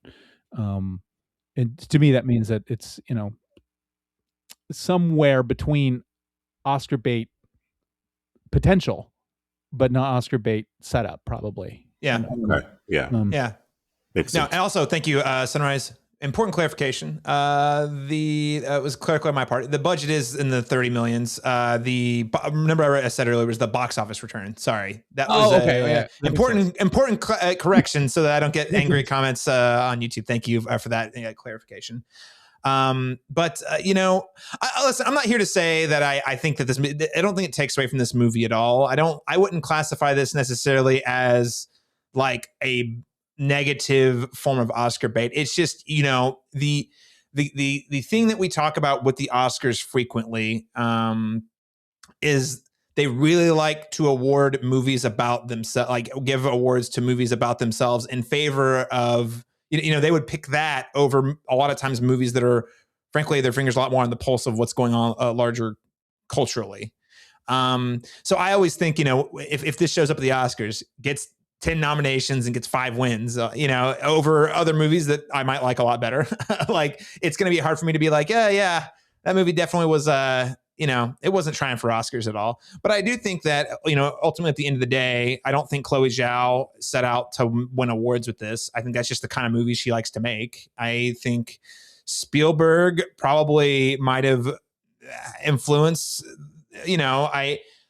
I don't think he helped fund the movie or at least influenced the funding of the movie to get it to win awards. But he's also like, if you're trying to sell the script for this movie, one of the things you could say is, hey, this has got some real awards potential. And, those awards can really be beneficial to your studio or to your credits. So it's a complicated thing. There's not really a simple definition. I think you're right. You guys are both right in terms of how you would define it. It's generally a negative. It's generally speaking to movies that are kind of mediocre, but have certain components that you can tell are sort of aiming to hit a very specific demographic to win an award. Sorry, Dwayne "The Rock" Johnson, and it's not going to be you this year. But I don't know. This is one of those movies I was watching. I'm like, man, the Academy catnip. They're going to love it. And I'm not saying it's a bad thing, but whenever, Laron, we're sitting down making our predictions, then I'm going to be sitting here talking about Sinners, one battle after another, getting upset that 28 years later didn't get nominated for half the things it should have got nominated for. But Hamnet's coming in, and I'll be like, it's because it wasn't about the Academy enough. That's how that will be a sentiment you will probably hear me say. And all I want to do with this conversation was just identify, how much of this is calculated or not. Is that a bad thing? And a lot of times it's not calculated. It's just sort of circumstantial, which seems to be more likely the case here. I think that's the larger problem, I think, with award campaigning in general. You know what I mean? Like, as much as I love it, it becomes kind of you know what I mean? Like an unnecessary element that kind of goes against maybe like the larger point. These movies can stand on their own. You like them or you don't. They'll have a value to you, whether it wins an award or not. Several movies I love never got nominated for Oscars, and we'll argue about them till the end of time. But the movie is no less important to me, whether it got that or not. But in the context of this, I understand what you're saying. Yes, this is something tailor made for a specific kind of audience that likes a specific kind of movie. You know what I mean? Like, it's definitely not just broadly. Like you said, you probably wouldn't show this to your mom, but maybe someone you'd show it to, like that's a little bit more cinematically inclined, that watches more, has diversified their, has a diverse viewing, catalog, so I don't know. But I guess when I think of Oscar bait, I'm thinking more like the inverse of this would probably be like the one that won the Best Picture many years ago, was Shakespeare in Love. Like, that's an example for me. Like, that feels like, oh God, that's pure Oscar bait for me in general. But it's obviously a pageantry kind of costume drama dealing with Shakespeare and an imagined idea of him, and they ate that up all the way down. But as you mentioned, it's now something that people talk about with disdain. In terms of one of the movies that won that year. Green Book was another one semi-recently that got a lot of malice, and that's interesting because that one's less about the industry. It's more about a certain demographic of the industry who happen to be the largest voting population of the Academy body. Here's another example, and I wouldn't classify like La La Land. I would not, I guess, to my, kind of for me to kind of hold myself accountable. That's another movie that is kind of like this movie in that it's definitely speaking to people who believe in the power of storytelling and chasing the arts and all that. But I hesitate to call that Oscar bait, even though it is definitely also like almost engineered for people in the industry to vote for. You know what I mean? Yeah. So yeah. I think it's straddling the line. I think it's straddling the line, as Sunrise said. It's kind of right there. It's like, it could be interpreted that way, but there's also a lot of merit to it as well. So it's just kind of, it's in between there. Yeah, for sure. Yeah. Well, it's a great conversation. Anything else either of you would like to say about Hamnet before we wrap up today? Keep going to the movies and watching movies in cinema, and then watch this movie and see why that's important. Go see it. Yeah. If you're a person who values the theatrical experience, who values women of color making movies, who values more traditional filmmaking techniques versus CG, I think go see it. I hope it works better for you than it worked for me, but also I think even if you don't, it doesn't land with you emotionally, you're going to find a lot to really admire and appreciate. I'll just briefly say that all of these themes that we're talking about, I think, are like the maybe the priority of the film. Underneath it, I just saw this other kind of like through line about intention and sort of like this relationship to what it means to be kind of like a witch, I guess is the word that they use, or like a Wicca. We see through Agnes just this ability to use the natural world. And that's it. Something she teaches her children. And it's related to kind of like what I would indigenous wise called medicine. But related to this, there's also sort of like the idea of manifestation and focus and intention, which I think are associated with like Wicca magic, and the idea that if you focus enough, Yeah. and there's a procedure and a process and a ritual to it, what you wish will come. And I think that's something that she demonstrates to her kids, and that's something I think that William learns from her and applies it to the theater. And so I think there's also like literally some sense of magic, like natural magic, that the film is arguing is a part of what makes art and performance something that transcends. And I think that was a very interesting um, kind of stitched in maybe subtext that I didn't expect.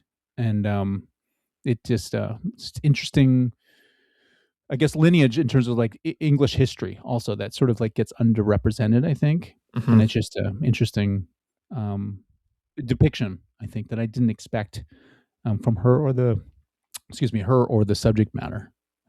Anyway, I just thought that was very interesting. Yeah. I mean, the intentionality is an interesting way, because even on the, I think there is a less prominent exploration on, Shakespeare was what is occupying his focus? He's not intentionally a bad father, but he's also missing in action during the important beats. How does he come to terms with that through the play, which is definitely different than what you were talking about. But I think when you use the word intentional and the role it plays and the lives we live, the stories we tell ourselves, the stories we tell others, I think it's a really important component to consider for sure. So thanks for calling that out.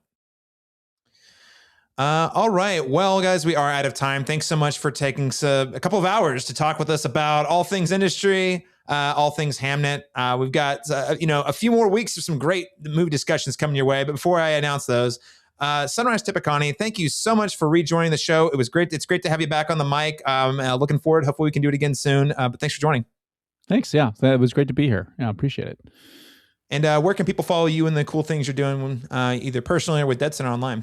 Yeah, so if you want to follow deadCenter, you can go to any of our socials or to our website, which is deadcenterfilm.org, and you can kind of see the things that we're doing. We have the festival, of course, coming up in June 10th through the 14th in 2026, downtown Oklahoma City. It's going to be a great year.